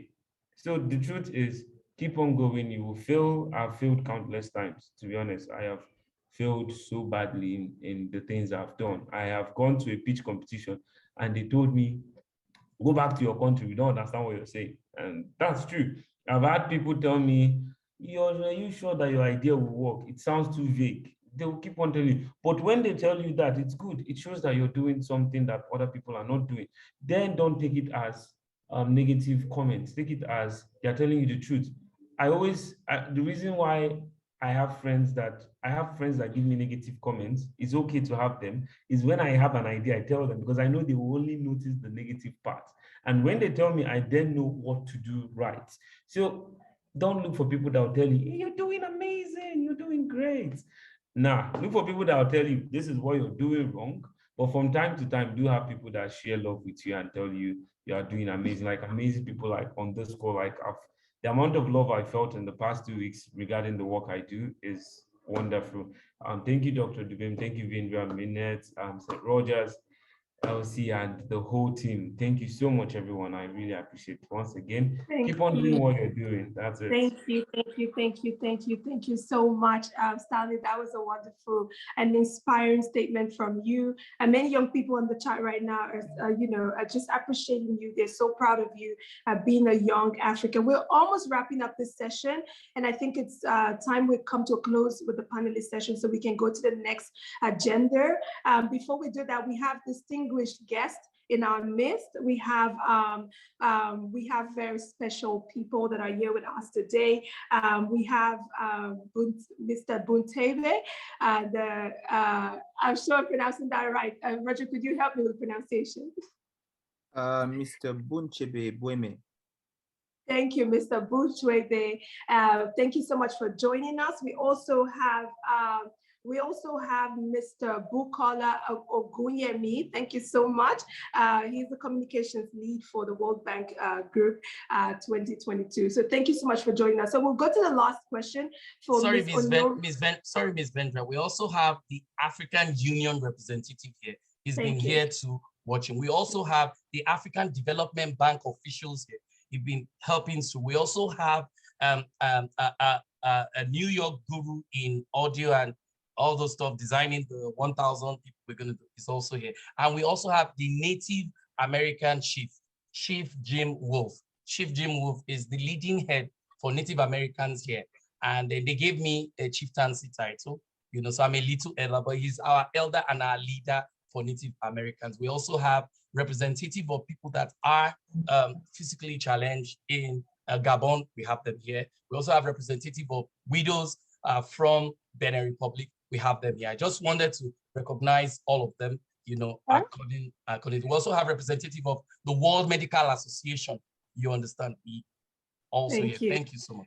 Thank you so much, Dr. Dubem. Yes, we're going to have another session after this program where we give everyone the opportunity to interact and network with our great personalities here today. So we're going to come to a close, but I just want to ask Ms. O'Neill this final question before she leaves, and then we go straight to question and answer. Ms. O'Neill, just in 1 minute, could you please tell us, as a young African woman, how will you inspire others to continue this process, even after you successfully hand over this position that you're currently heading and leading at the World Bank? Yeah, thank you. Thank you for the question. And also this conversation has been really exciting, inspiring, and I'm really honored again to be among all of you because it has been, even for me, like a great learning experience. And I'm truly inspired by this conversation. Um, so if I'm not mistaken, I'm actually, and this is to be confirmed, but I'm actually the first African woman to assume the role of manager of the World Bank Group Youth Summit. And the summit has been on for almost 10 years. So I really believe that it is my responsibility to establish solid foundations to kind of pave the way for a future successful summit, increase the outreach and also the impact of the event, and empower even more youth worldwide to be actors of change. And this is with those objectives in mind that we introduce new features to the summit this year, including the career development session with prominent international organization, but also the fact that we had the first ever hybrid youth summit. And the benefit of that was that it made the event more inclusive because a lot of our delegates who attended online had either challenges to come because of lack of resources or because of lack of access to visa. But the other thing that I would like to say is also that as an African woman who was born and raised in France and has evolved in an environment where I always felt like I was always underrepresented, it is really important for me to raise the voices of those who are not often heard or seen because they don't have access to the global audience, and also shift the narrative that has been developed in Western countries about developing countries. And that's really what we try to do this year with the summit. And I really want to echo what was said in this conversation, talking about widows and grandmothers. Like in my case, I could really resonate with what Miss Hawa said, because my grandmother was denied education. She wanted to go to school.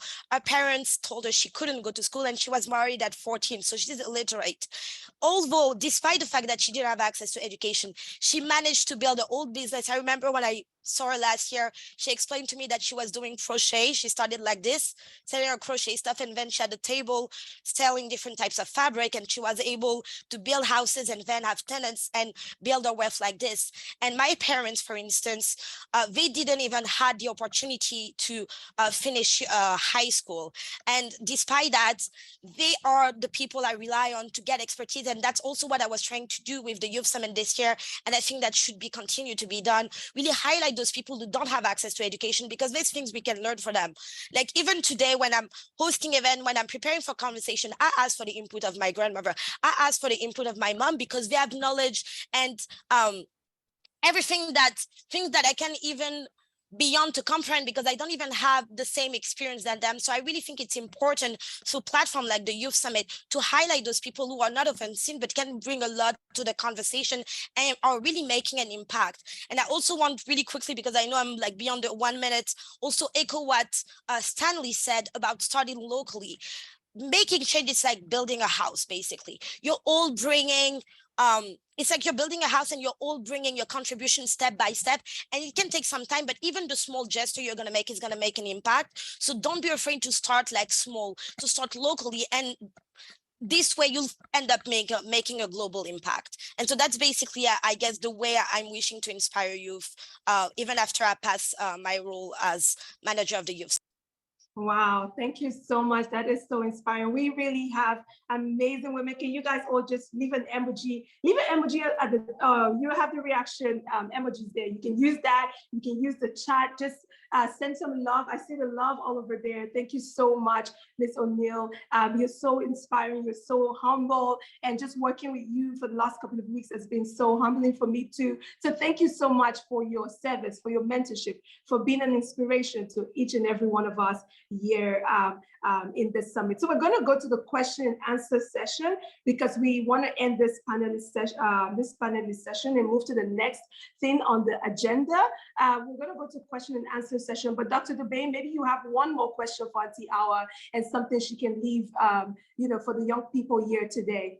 Yes, Auntie Hawa, take it away. What is your parting gift as an intergenerational builder of people?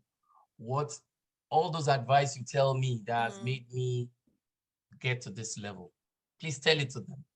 I think Diallo, you just kind of said it, because it's something that I had jotted down: intergenerational cooperation and collaboration.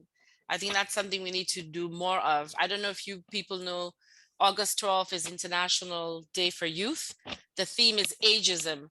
So ageism, maybe in terms of the older generation, but ageism because young people feel as if they're discriminated against because of their age. So I think we need to, come maybe to the middle ground where, more senior, ages are also supporting young people. But young people, you have to know also, you're awesome, you're fantastic. But guess what? Onita is just telling us about her mother and her grandmother. I'm 58 years old, but I still lay in my mother's bed and get that advice you're talking about, O'Neill. Every time I'm doing an event at the UN, Mommy, what do you think? Mommy, can you tell me this? So know that there are people that have come, our ancestors, or the ones that are still here with us, who have come ahead of us, and who we need to really collaborate to work with and to learn from. And the one thing I want to leave you with is that you're doing it. You're awesome. Sometimes we're doing it and we don't even know we're doing it in Africa. We need to recognize and give ourselves that credit. And I always tell the young people that thing, N-O, no. I love hearing it. Stanley, it's what you were talking about. I say it over and over again. Every time somebody says no, you better huddle back, regroup, come back with a bang, and make sure you're killing it and put your information forth. If there's a no, it means there's something I'm missing there. Case closed. Over to you, Daniel. Wow. Wow. Thank you so much. Awesome. Okay, I would just, thank you so much, Auntie Hawa. That is just really amazing. And I think many young people are encouraged by your words today. And that is just the truth. We need people ahead of us, people like you, who's gone ahead of us to, show brilliant examples, to stand as examples for many young people to learn from. So the questions, we have the questions here. The first one is for Honorable Adako. There's a question here for you. Someone is asking if you are willing to, if you're open to collaborations with young African youths who are ready to adapt one or two frameworks in Abia State in Nigeria. Are you only open to collaborations in Abia State, or are you only open to collaborations from those in Abia State, or you're open to collaborations to as many Nigerians from across Nigeria? Honorable Adako, are you with us? Yeah, I'm with you.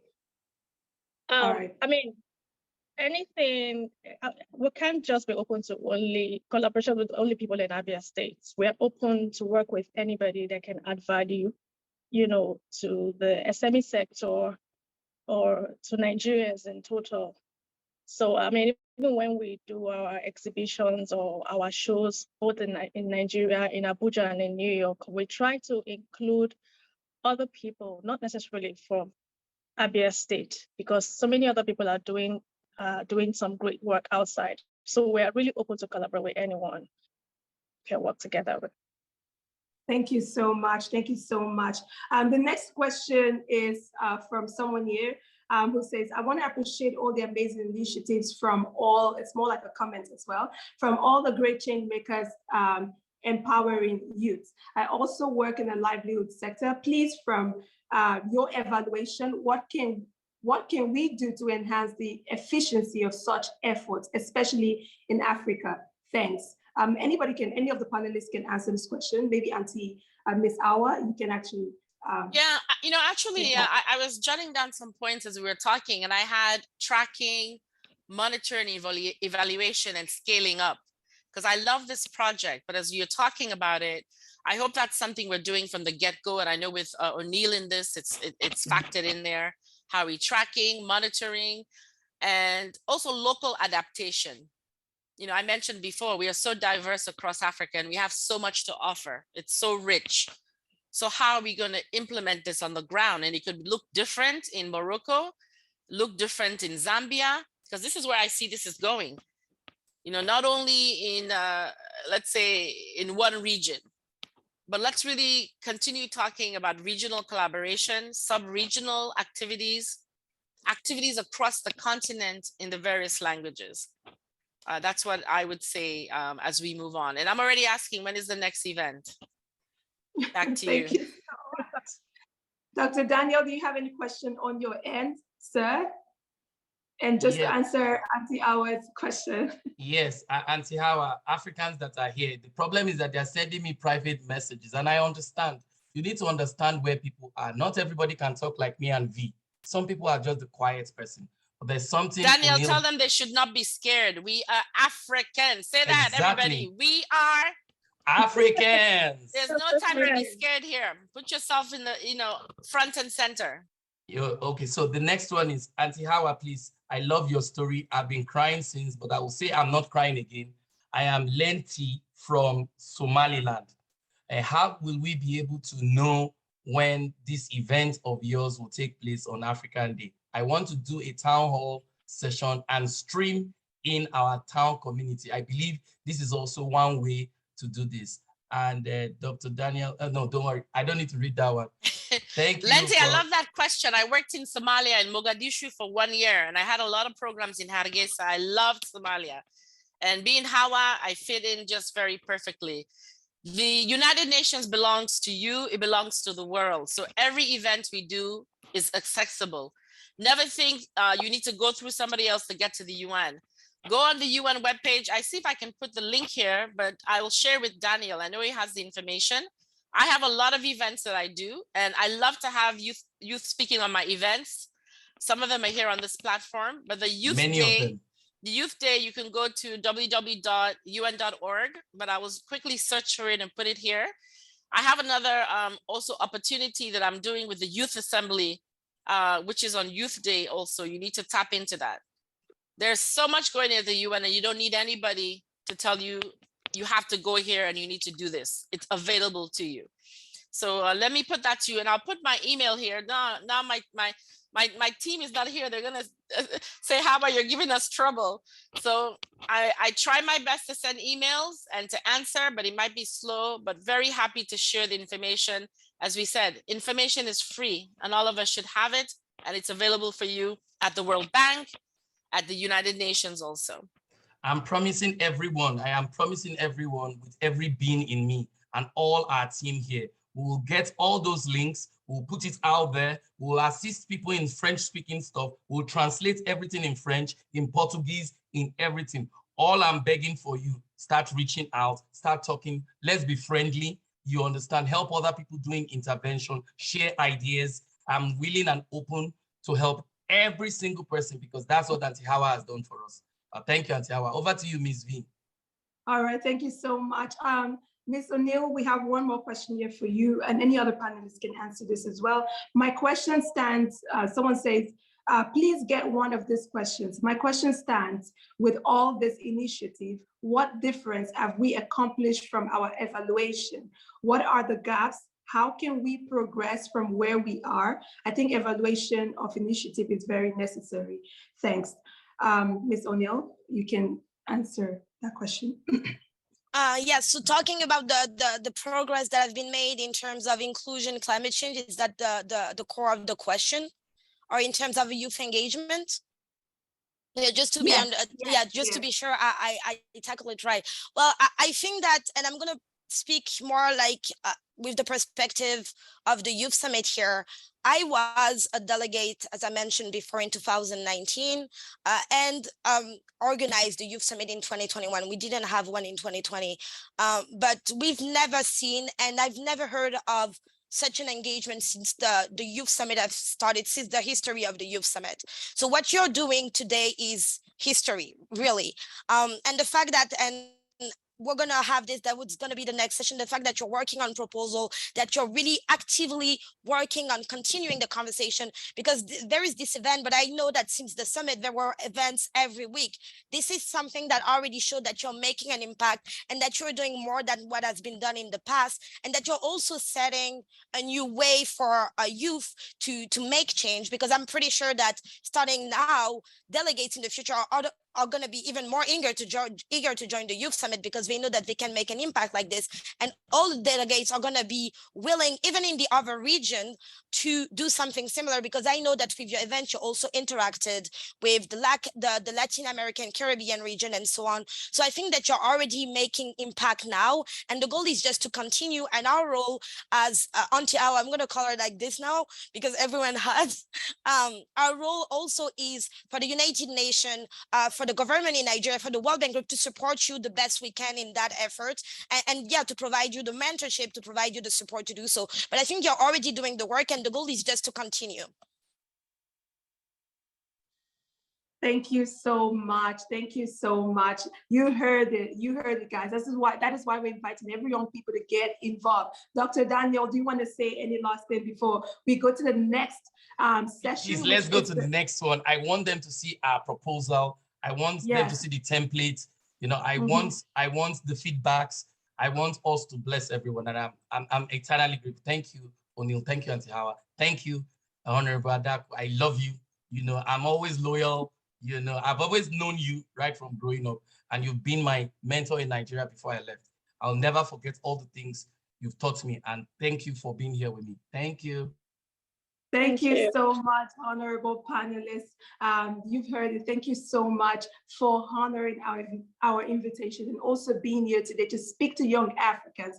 And like we said, you can send more questions to the emails. There's some contacts on the chat, just in case we're not able to reach out to everyone who wants to be heard. But we're going to have a networking session by the end of this program, where everyone will have the opportunity to get engaged in the program. So I'm gonna go to the next agenda on our list, which is the presentation of inclusive project and policy recommendation. And now you can also get access to some of our materials that's going to be sent in the chat by Darlington. Please do that. Thank you so much. So the presentation will be done by Ms. Elsie Asena and Mr. Saint Roger Bonteve. Thank you so much. Over to you, Mr. Roger. Hi, everyone. I just want to say quickly, thank you to all the panelists. This is more than what we've even thought about when we started this. So thank you for your assistance. Thank you for your help. We like the support. With this, we giving our all to go all the way with this, you know. With that, I don't want to waste more time. I'm just gonna start. Essie, do you want to introduce yourself before I start, so we don't stop during the presentation? So it's an honor to meet the panelists, and for me, it's a thing of honor to know that I'm part of something that can actually change lives. So let's dive into our projects to show you what we've come up with, and let's get started. Okay. Can you zoom in a bit, please?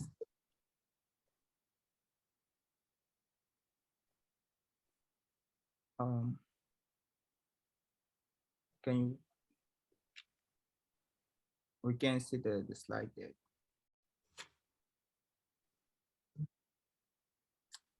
We cannot see the slide. Okay, cool. Okay.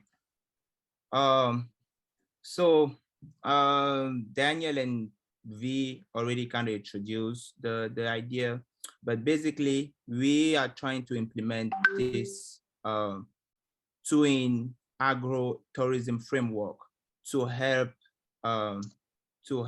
underserved community to develop themselves. So as we attended the World Bank Summit, and as young African, we identified a lot of challenges that people face. You know, it's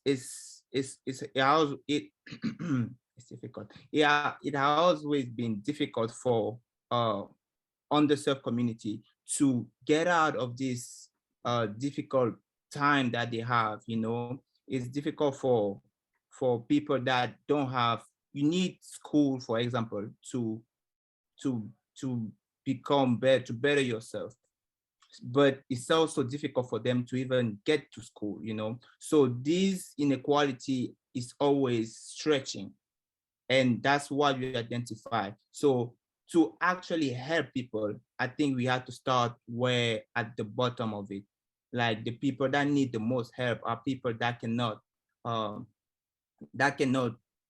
have access to basic needs like education, like opportunities, and so on. So those people usually are in rural region, mountainous region, and arid region. They mostly depend on farming, and because of that, we designed this agriculture and tourism framework. We know that, and it's on the World Bank website. The poverty level is $1.9 under that, and a lot of farmers, although everybody needs what they produce, they still live under the poverty line, which is unacceptable. And we are building this framework to help them, overcome that.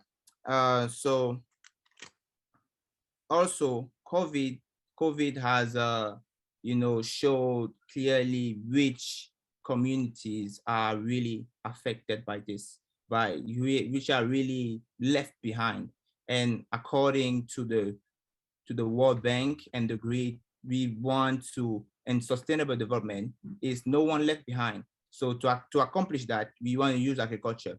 But agriculture is not the only, agriculture itself is seasonal. Like farmers only make money per season. So there's this one period where there's a recession where they can barely, if their production is over. So if they don't have enough storage, if they didn't store enough food, they're gonna live, they're barely gonna make it to the next phase. So because of that, we introduced this tourism aspect. Tourism would be just to introduce like culture for farmers and people in those regions, to introduce culture to other people. And through that, we can create jobs, we can create opportunities, we can create this space where they can showcase their skills and like develop their skills.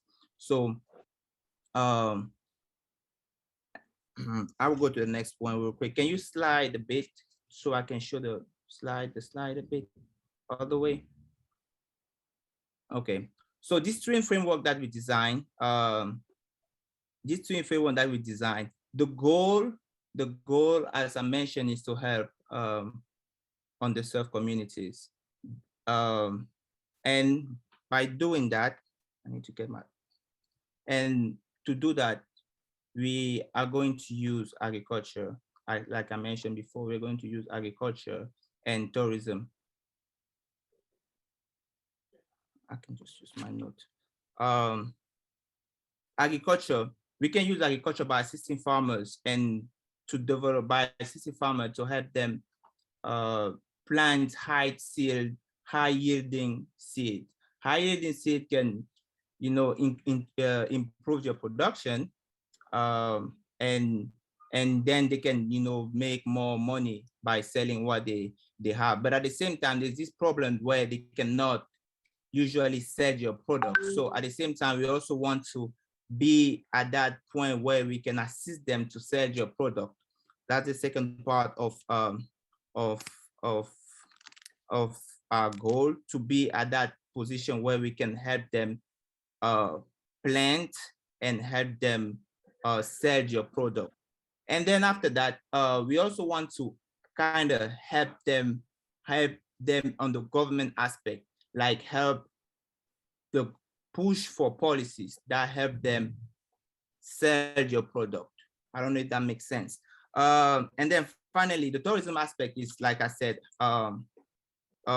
just show the culture of it, like festival, for example. I think festival is a great way to, attract people to the region that will promote development, and then they can, be open to other culture. And then finally, we want to finally, we want to expand this. At first, we're going to pick a specific place to show that this framework can work, but other people can also use this framework. So if we pick a country, we pick a specific locality, a specific community, we implement this, we prove that it works, and then we expand this to many other countries. And we don't have to do it ourselves. Each community themselves, because of the diversity that everybody mentioned, that the other panelists mentioned, everybody can expand this up. We know that one framework cannot work for everyone, but if someone from their community decide to take this upon themselves, we can assist them too. So that's basically the goal of this project. And then the key stakeholder clearly are the community, the government, and then the farmers, the main key stakeholder. And then we hope to have organizations like the World Bank, the United Nations, the African Development Bank, and the African Union to assist us when starting the project, because it's very important that the first part is going to require a lot of work, but the first part requires some funding, and that's why we think they can also be partners in this. Elsie, can you? Yeah, that's great, Roger. Now, moving on to the approach and implementation strategy, the execution has been divided into 3 phases. So if you look on the left-hand side of the slide, you will see we have divided it into 3 phases. Now, the first phase is we have identified the location, and in this location, we have done enough research to understand the challenges faced by the local community. We have also listed the type of materials that we'll need. And because we are launching out a technology-based solution, we have listed down the hardware and software components that we'll need to make this project a success. And in the second phase, we are set to connect with more relevant agencies, procure relevant material, and starting Monday next week, we will begin to work on an operating or working mechanism. Now, on the actual execution of the project, what we refer to as phase 3, we will roll out a pilot, track and evaluate its impact, and then later on scale operations to a wider geographical region. Now, moving over to the right-hand side, every project comes with its key challenges. And if I may pick a few from this list, because we are dealing with the government, because we're dealing with people, government has to be involved. Now, in some cases, government bureaucracy has been seen to delay projects. However, to mitigate this, we have initiated conversations with key government stakeholders who will help us advance our initiative in good time.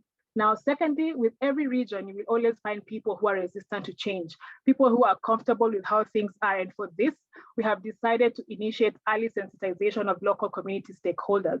All right. And another risk is this project will be done in the rural areas, and inaccessibility due to poor road network is seen as a potential risk. However, to mitigate this, we have planned to use available resources as much as possible. This includes people and materials.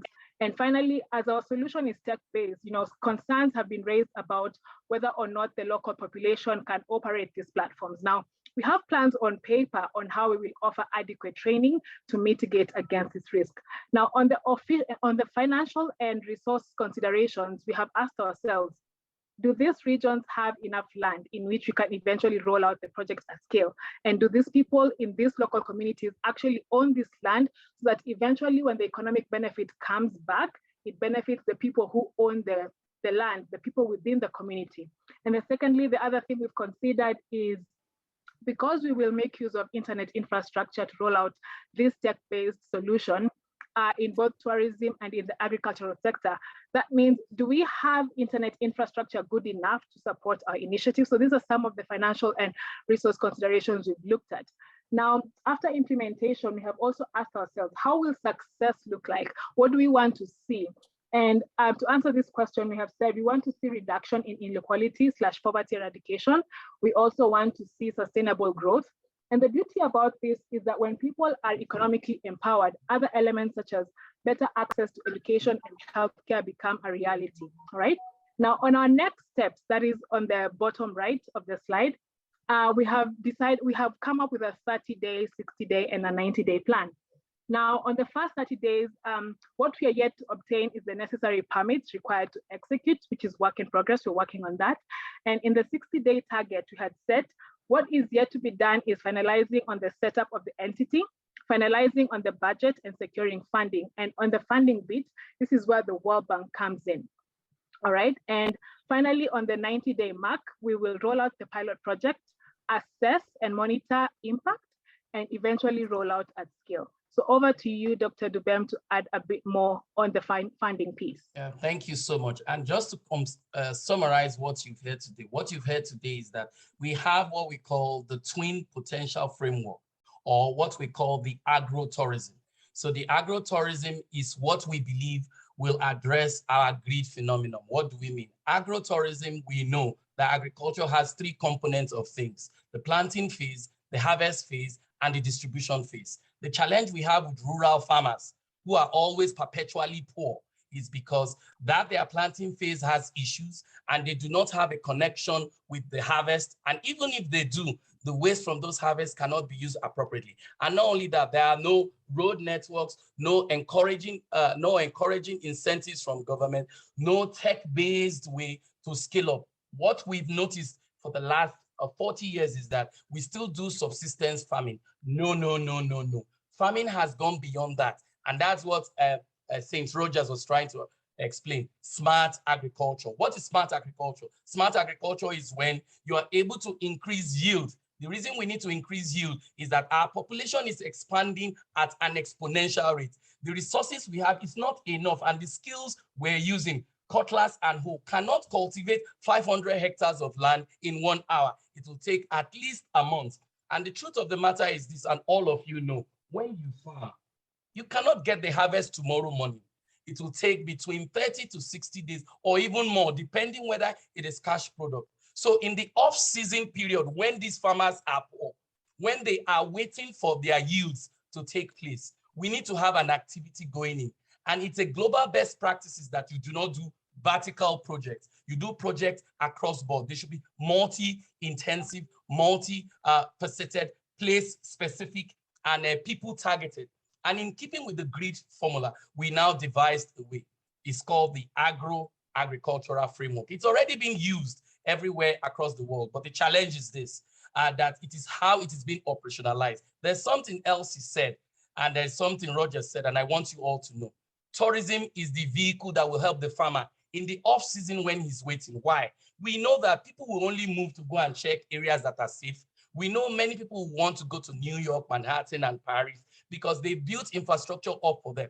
If we press on our government to ensure that this project sells, they will have no choice indirectly to make sure that all the necessary infrastructures are put in place, because nobody wants to come and see nasty things. So the truth of the matter is this: our twin framework, we believe, is a weapon that will embrace the economic reality of our time, the need to create jobs. You do remember that there will be jobs for farmers. There will be people that will evaluate these farmers who will come from us.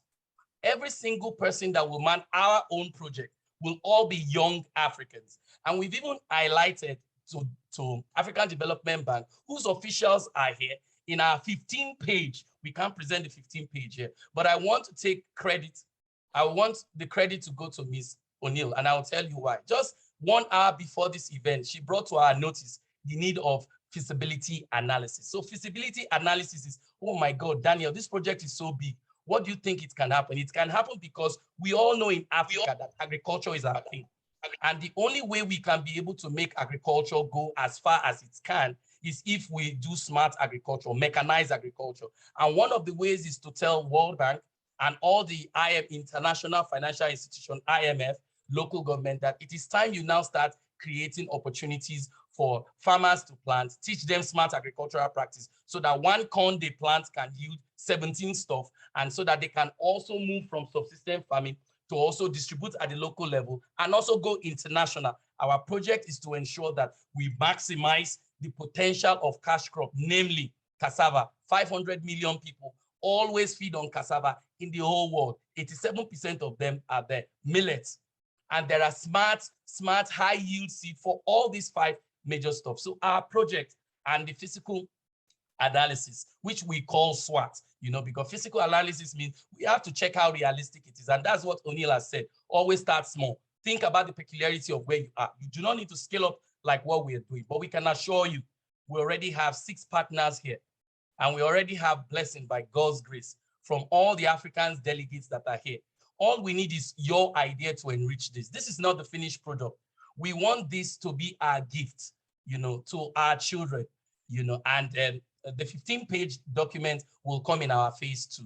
I want to thank everyone as I hand over to Ms. V, where we have our network session where we can discuss more and tell you how, agriculture and using tourism as a standalone drive. You can use tourism alone, but you can use agriculture to create prosperity.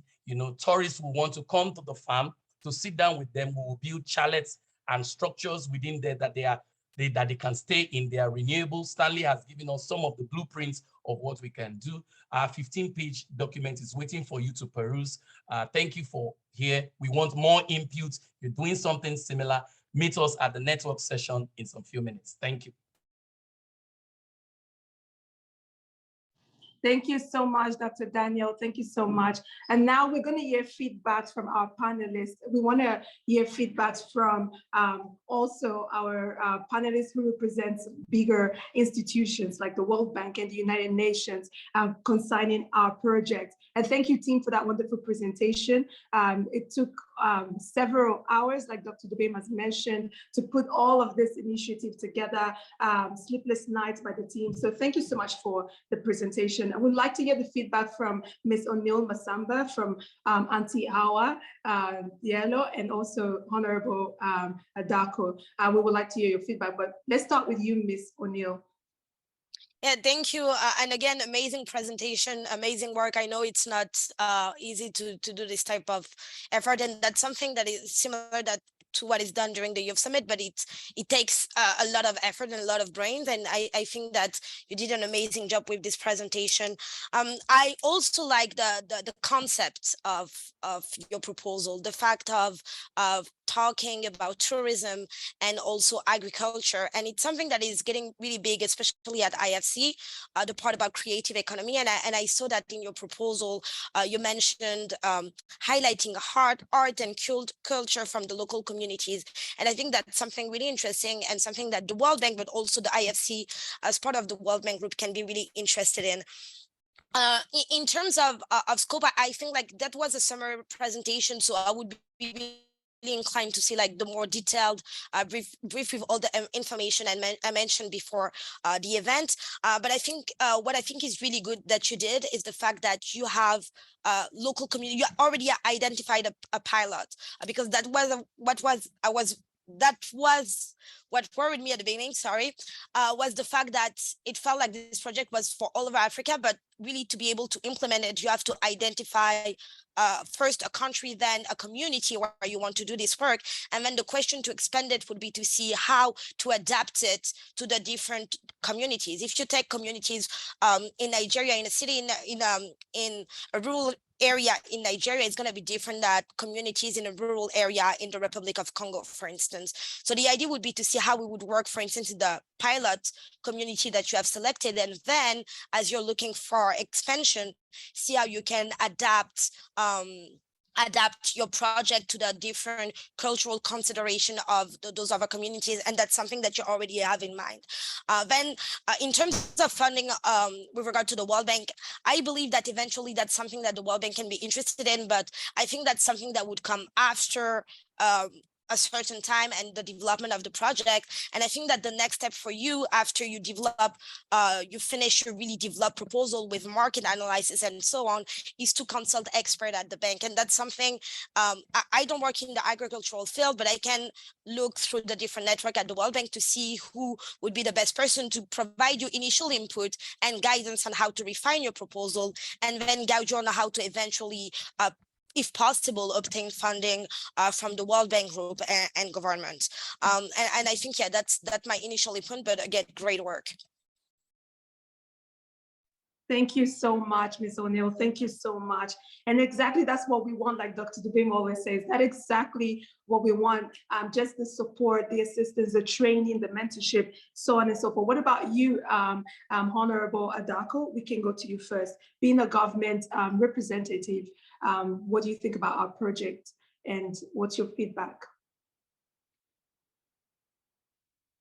I like to say that, I mean, I can relate with your project. Sometime last year, there's somewhere they call Almat Farms in Abuja, Kuje. And I was wondering how they came up with that concept, but it's something you might want to look through and also see how they've done it. They did it so well. It's a tourist, it's somewhere where people go, they lodge, they have like chalets, and then they also grow vegetables, tomatoes, and all that. Sorry, we're having some like issues here, but it's not common, so you can't see my face.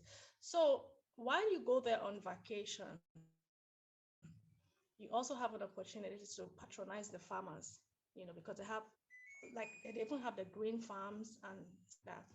So it's a very good initiative or a project. And for me in Abia, we are open to this. We're trying to grow our tourist sites and getting people to come to Abia and see what's going on. And of course, you know, we are strongly agricultural based in Abia. Good. I'm here to make sure this end of Nigeria or this part of Africa keys into this project. Wow, thank you so much. That is a very, very excellent feedback from you. More like what my team would have loved to hear today. So thank you, Roger and Elsie. You've heard from the Honorable. I think it would be, the next step would be to reach out to her and also hear more from the examples that she provided. Now we'll go over to Auntie Hawa. Auntie Hawa, maybe you can share your feedback and your thoughts about our project. Sure, thank you very much. That also was a really great presentation. I'll echo everybody. And I no doubt I knew that O'Neill would have the monitoring and evaluation down packed and the feasibility studies into that project. That is what the World Bank does, and they do it well. It was really interesting to really kind of, again, I'm going to have to read the project. This is the first time hearing about it, but kind of hearing you hit all those intersections, the intersectionalities. And connecting the dots. I really liked the connection, what I thought I heard between tourism and agriculture, because and livelihoods, because I think these are two areas. I know in Africa, especially in Sierra Leone, that we are agricultural based societies, but we have moved away from that a lot. You know, for various reasons, whether it's urbanization or the impact of external situations in our countries. But tourism is another area where I feel like my country, Sierra Leone, can do so much better on, whether it's ecotourism. I see other countries, Costa Rica, Dominican Republic, our colleagues in Latin America, or maybe even places on the other parts of Africa, Seychelles, Comoros, where they're doing well with ecotourism. I don't know how that marries with agriculture, but it'll be interesting to learn more, you know, about your project, and then also to see how the livelihoods part comes in. I think also for me as an African, I think it's really good for you to seek external funding, whether it's government, it's multilateral organizations, but I think we also need to zone in on local economic development. I think we need to look also within the local existing resources. Okay, somebody take that person there. Remember I told you we need to be looking at we need to remove this person, whoever is the host. There's somebody there and I don't have that. Okay, you need to remove that person. We need to keep an eye on the different people. So looking at our existing resources to see, you know, what we also can offer locally from our communities. Over to you. Again, just to for us to be diligent in looking across the screen and immediately removing any obnoxious people on this this program. We are here on serious business. and serious business for the continent. And this is the only type of discussion, images, and people we allow on this platform. Over to you, colleagues. Thank you so much, Ms. Hawa. And please, team, take note of that observation. And we are sorry on behalf of the team for anyone who, and again, please just respect everybody that is here.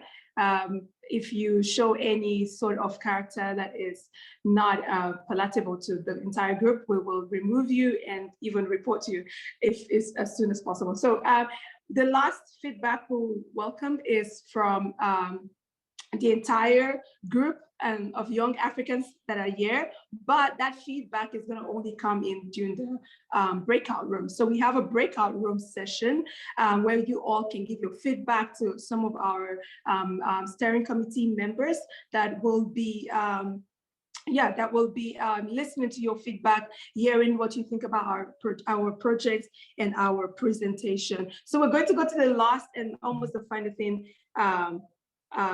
in the agenda. So we have the French summary from everything that we have just discussed today, including the project, the panel discussion, and we have the French summary by Lisiana, one of our French speakers, and also the co-lead for the tech department for this committee. So Lisiana, over to you. Thank you so much.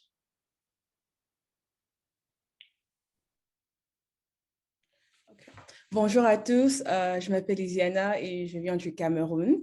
Le bref résumé de l'événement que nous avons vécu aujourd'hui en français nous explique l'importance d'inclure l'inclusion économique, l'inclusion sociale, l'inclusion environnementale dans toute intervention que nous faisons. L'objectif est de s'assurer que toutes les personnes au sein de la société, en particulier les personnes vulnérables, que toutes les personnes qui ont souvent besoin d'intervention sont incluses dans le plan de la création d'un développement durable. En résumé, le développement durable peut mieux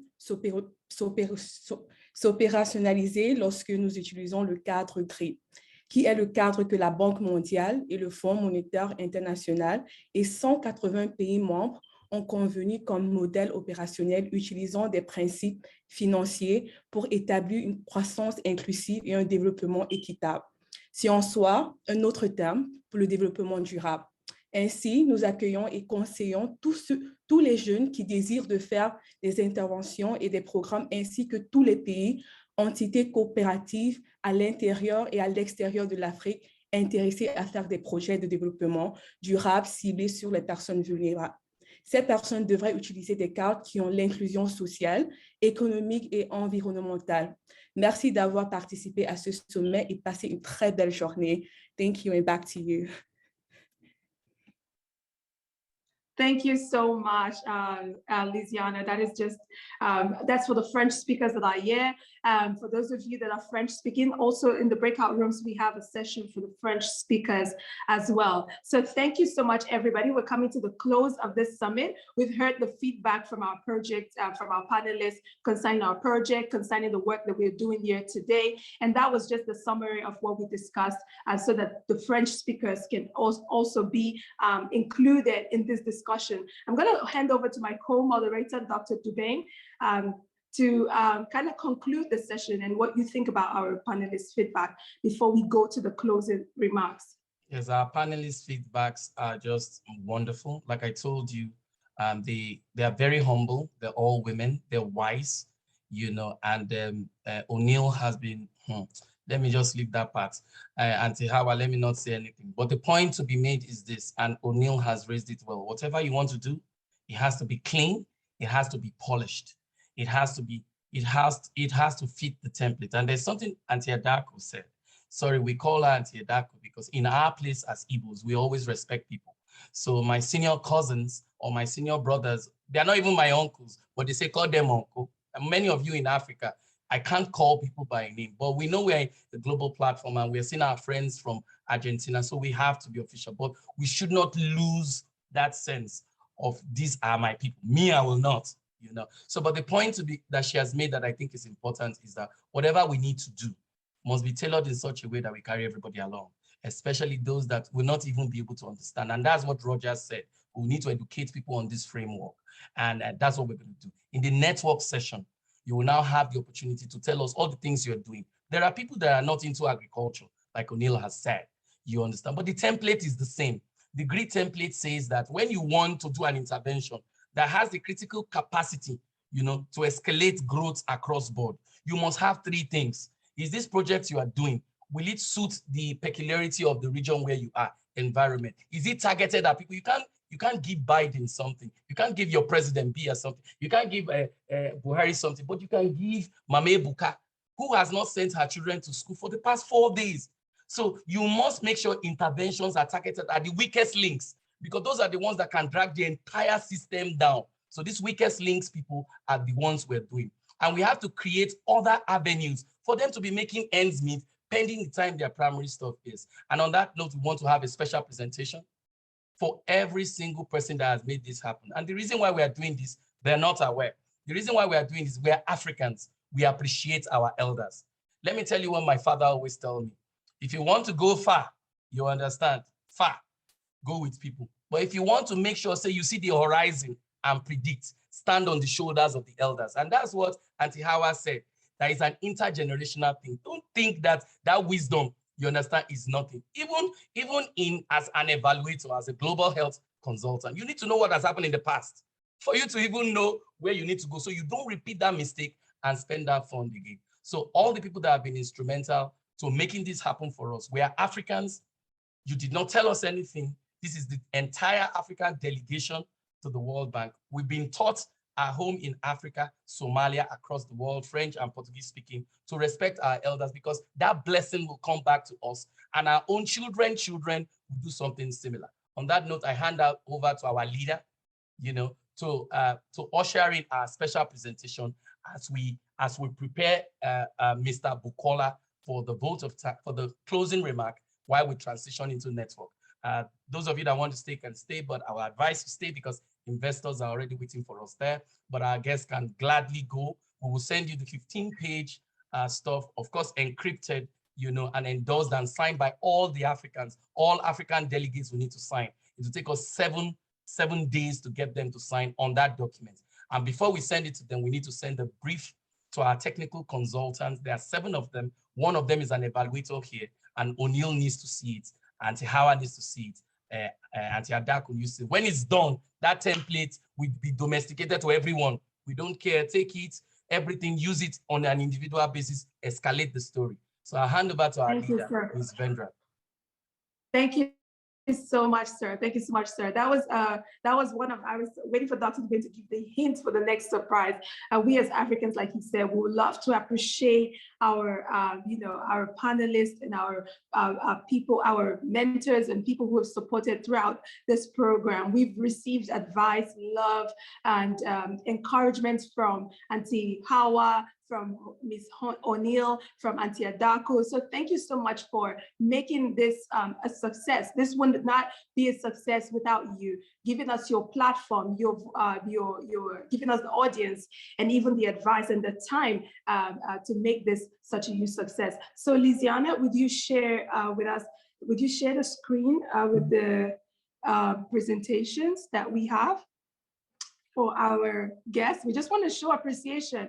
Lisiana, can you share? Maybe the first one can go to Auntie Hawa. And Dr. Daniel, you can also help me here while in case she's having some difficulty.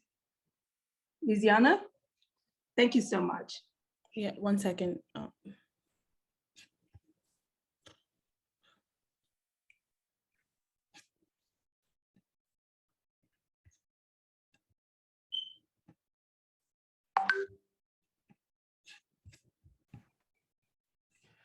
Yes, thank you so much. This is just the prototype. The actual one will be forwarded to her. You know, we're doing a Zoom presentation. So Auntie Hawa, this is a certificate of award and appreciation for all you've done. As you are aware, Auntie Hawa's mentees are all here: Argentina, Costa Rica, many of our people in Southern Africa, West Africa alike, North America and South Africa. We are happy, you know, because of the unstoppable support you've given to us, representing us and pleading on our behalf, using your platform, you know, to create new opportunities for us. We pray that many other people that are Africans like you do more. That will really help. We also pray we domesticate this at the local level. It doesn't have to be the UN. So because of that, the entire Africans who attended this delegate are saying that we are appreciating you, because we know that when we do that, that when they also reach out to you, more things will happen, right? We know that when you do that, when they just need a little clearance, that more things will happen. So on that note, on behalf of the entire steering committee of this event, the entire African delegation that attended the World Bank stop, and the entire people outside your sphere who are also here, and our investors and the African Union and the African Development Bank representative that is here, we want to say that we are awarding you for exemplary leadership, support for young people, and God bless you. Over to you, Ms. V.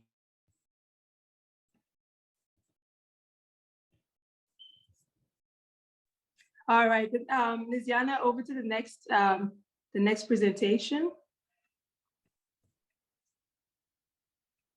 You can just turn, and she's doing such an amazing work. Let's just give it up for her. She's been up and running. We can leave some emoji and some love for our tech team there. Thank you so much, Lizzie.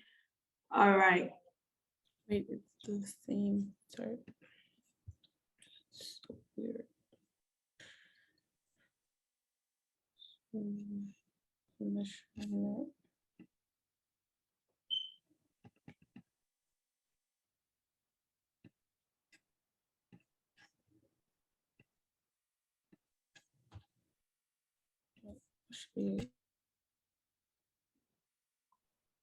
Okay, since we're having some delays with the sharing of the screen, I think the next awards that we have is also a certificate of recognition and appreciation from Ms. O'Neill Massamba.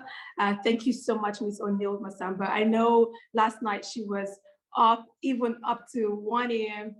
And more. I actually slept up and she was still awake, just walking and reading and guiding us and giving us advice all throughout this process. So we want to sincerely appreciate you for your time, for your effort, for being such a mentor throughout this process. It's not been easy. I mean, on your side as well, being a young African woman and also inspiring, championing other effects of change across the world, not just for us as Africans, but across the world. Many young people across the world are looking up to you, and I thank you for giving us access to you. So we want to share that appreciation. It's going to be sent to your email. Unfortunately, we're having some glitch in here with the tech, but thank you so much. Thank you so much, Ms. O'Neill. And the next award will go to Ms. Adaku, Honorable Adaku, Auntie Adaku. We're so used to calling everyone Auntie because we're Nigerians, Africans, not just Nigerians, Africans. And so thank you, Honorable Adaku, for the support throughout this process, for taking out your time. I know it's not been easy. You had to travel and all of that, just to also find time to be here with us today. Thank you so much. The award will also be sent to your email. The last award will be presented by Dr. Daniel before we go over to the Outstanding Service Award, and then we're going to wrap up with a closing remarks. Thank you so much. Thank you so much. Please let us all know, all the delegates that did this, all our guests are not aware, because before you do anything, they have to proofread, they have to do that. They actually had been asking us, is there something we are missing? We didn't say no, we didn't say yes, we didn't lie, we don't lie. But thank you so much. But this award I'm going to give is to Stanley. And I've been here, somebody just sent me, Daniel, that Stanley man must collect something, and I'm very sure that's a Nigerian, and somebody said, Je suis award. Okay, it's a private message. What you're saying is, I think you must award Stanley. So this award goes to Stanley. It is the African delegates at the World Bank. We are saying that you are the innovator for the year that we know, But we also want to also tell you, that it shouldn't stop here. You understand? What you've done for us for our project has seen the light of day. Many people will reach out to you. Many people will need content to add value. We need to write a template to help people. And I know you, and I know how many hours you've put in. I'm afraid we're the one that makes you very ill, but it's for a good cause. Please take this little thing from us. We're already sending it. Somebody's coming back to Nigeria in 2 months' time. You will get it. You will get the e-copy of all this. Every single one of them will have it in their box. The ones here in the US are already on its way in transit. I'll send you the tracking number. But the point is this, is to encourage and inspire people that Africans must begin to appreciate their own. As they appreciate Spider-Man, as we appreciate Captain America, we must appreciate our own. The truth of the matter is that when you do that, it is now a panacea for others who are in positions of power to say, see, at the end, it is how you have impacted people. It is not your certificate. I'm a doctor now. I'm not going to doctor myself. It is unethical. I can't even treat my family. Other people must do. But it is how I impact on their lives, how I make them better, how I inspire them, how I address other things that are outside the medical field that will make them be able to remember us. So this is for young Africans, for young girls. Don't give up. Speak up. Let us defend ourselves. You understand? Let us make sure, as we point accusing figures to others, these 4 things are not also hurting us. I'll hand over to our leader, Ms. Vindra, to continue management. All right, thank you, sir. All right, so we're going to go to the next and the last final thing before the closing remarks. And then after this, we're going to ask everybody who wants to network to stay behind. Our panelists can go ahead and then we will just continue. So the thing we have on our agenda next is award for outstanding services to some of our steering committee members who's worked so hard, sleepless nights. There was this one inspiring story just to tell you how much we want to get the information out there. We had to wake up at 3 a.m., 2 a.m. to do a webinar on Twitter, to do webinars on LinkedIn, to do space webinars, and all of that just to be able to get the message out there, hearing the voices of young African people. And I'm sure that's why the link was sent across the world, across Africa and even across the world, so people can be able to hear this message. So outstanding certificates, we didn't put a name because we're going to make sure that they can get the certificate once we get all the approvals and signed. So the first person here on my list is Darlington Ona. He's the one who designed the graphic. He's the one who's been, at the time, Dr. Dubem, he had to beg Dr. Dubem that he needed just 1 hour to sleep because he had 1 hour. Let me sleep for 1 hour, please. So that's how much people put in the effort to this work. He's in charge of all the graphics and some of the things you've seen that was displayed here today. Just in the same light with graphic design, we also want to give awards to Jefta. Jefta, thank you so much for your effort. Thank you so much for the hard work you put into this. Congratulations. Thank you for your outstanding services. Remember, this is not because we have some a box of medals to give to you, but this is coming from our hearts, and this is coming from the work that you have done, and you deserve it. And the next person on our list is Ikana. Ikana Abasi. She is the publicity lead manager. She was in charge of publicity.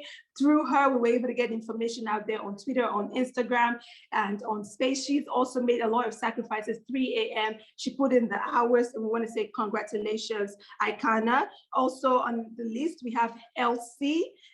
We also want to give to Roger, but Roger is part of the inner circle. But yes, LC, because LC put in the work to make sure that the project presentation was available today. She put in so much hours. Thank you so much. And the last on the list, not because any other person has not worked hard, all of you worked so hard. So thank you so much for your time, your effort into this project. We're recognizing you in the presence of all these distinguished people today. We're telling you how grateful we are. We also want to thank Minette for the great work that she has put into this. Minette actually attended the World Bank Summit virtually, and she reached out to me on social media, on LinkedIn, that she would love to be part of this. And today she's a key player in this project, doing all the translations in English, from English to French, doing the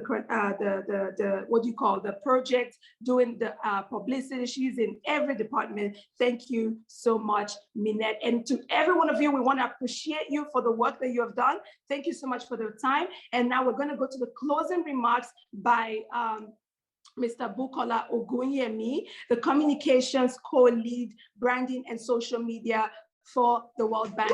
It is such an honor to have you here, sir. Thank you so much for honoring our invitation. Over to you, sir.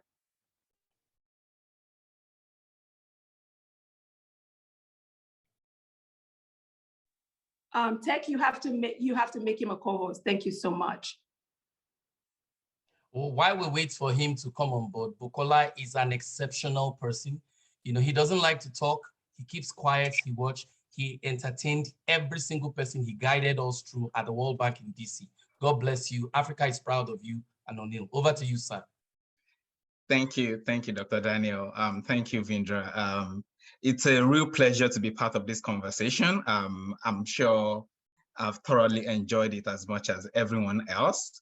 And I just want to express gratitude on behalf of everyone who is here attending on Zoom and everyone watching on Facebook and elsewhere. Extend our gratitude and appreciation to the steering committee for putting this together. This is a very important conversation. During the Youth Summit in DC, I had the opportunity to interact with so many delegates from Africa, and your enthusiasm, the passion with which you approached the conversations left me really inspired. It was a clarion call, and I'm so glad, I'm so happy to see how this has evolved, bringing this together, bringing in more voices, to Auntie Hawa, to everyone who's been on the panel today. Thank you for sharing, for being generous with your knowledge, for being generous with your ability to inspire the next generation. Just briefly, just to recap everything we've heard today, the world is facing so many challenges right now. COVID-19 is still rampaging. We have conflict situations all around the world, and we have the threat of the climate crisis. All of these problems have very, very dynamic dimensions to which it threatens Africa. COVID-19, for example, we're dealing with access to vaccines because we're not even producing enough for our own people. The conflict in Russia and Ukraine is putting a threat to food security on the continent because we don't produce all the food that we eat. And of course, climate change. The funds we need for climate mitigation and adaptation comes from international organizations and donor countries. These are problems that we need to solve. The solution to Africa's problems will have to come from Africa. We are the only ones who can tackle these problems, the specific dimensions to which we are threatened by COVID, by climate change, by conflicts within the continent and outside the continent. We need solutions to our own problems to come from the continent. And you young people have the solutions. 60% of Africa's population is under 25. We're the youngest continent in the world. We're agile, we're creative, we're vibrant. And this is a challenge to young people to look around. Let's come up with the solutions. I'm really inspired by everything we've seen. I have a video of when Stanley was declared the winner of the pitch competition that I'm going to send to him, and the joy and celebration that was in the room in DC. We need more Stanleys. We need more people coming up with solutions in their community. We need a community-based approach to development that ensures that we who understand the problems better are providing the solutions to those problems. And just as we close, I would just encourage you to find a problem within your immediate community, within your immediate environment, before the day ends. I know it's late in the African time zone, but before you sleep tonight, just look around. Look around at the schools that are dilapidated, look at the healthcare system, look at the environment, and find a problem that you can provide a solution to. Start a non-profit, start an innovation hub, start a startup, do something before the year runs out that provides a solution to a problem that you've seen in your community. And much more than that, build partnerships. This is where we've always gotten it wrong. We can't do this alone. So please network. There's a networking session after this event. Please stay there, network, find people who are building stuff, who are doing stuff in the area that you are interested in, and do things together. It will help us. It will help us go farther than everyone are doing stuff on their own. And lastly, as Auntie Hawa and everyone has done to inspire people like Dr. Daniel and this generation, we also need to start inspiring the next generation. This generation cannot solve all the problems that we have. That is the reality. So we need to start thinking of the future.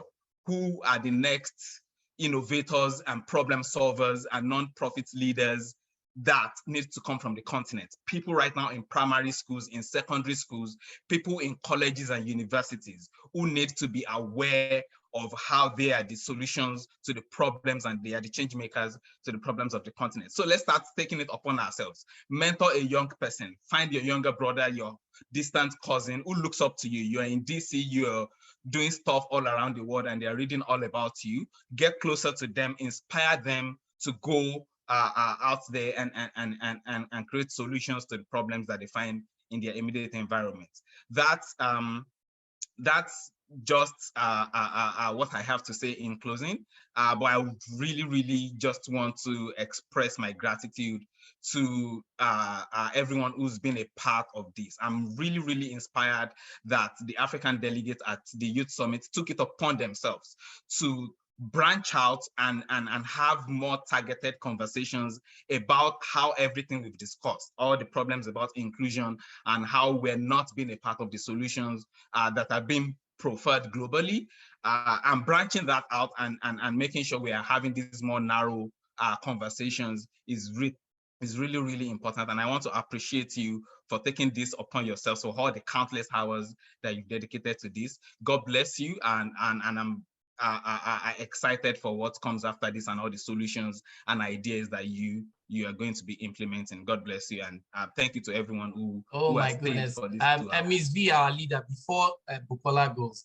Auntie Hawa, the committee also has a special stuff for all the background staffs. We know that your staffs are there. We didn't want to put it up because of the time. And Oga Bukola, Eshegon Lopolopo, and they buying from all parts of the world. Ranke Dede, Sanuda Zua, and to all our French, thank you so much.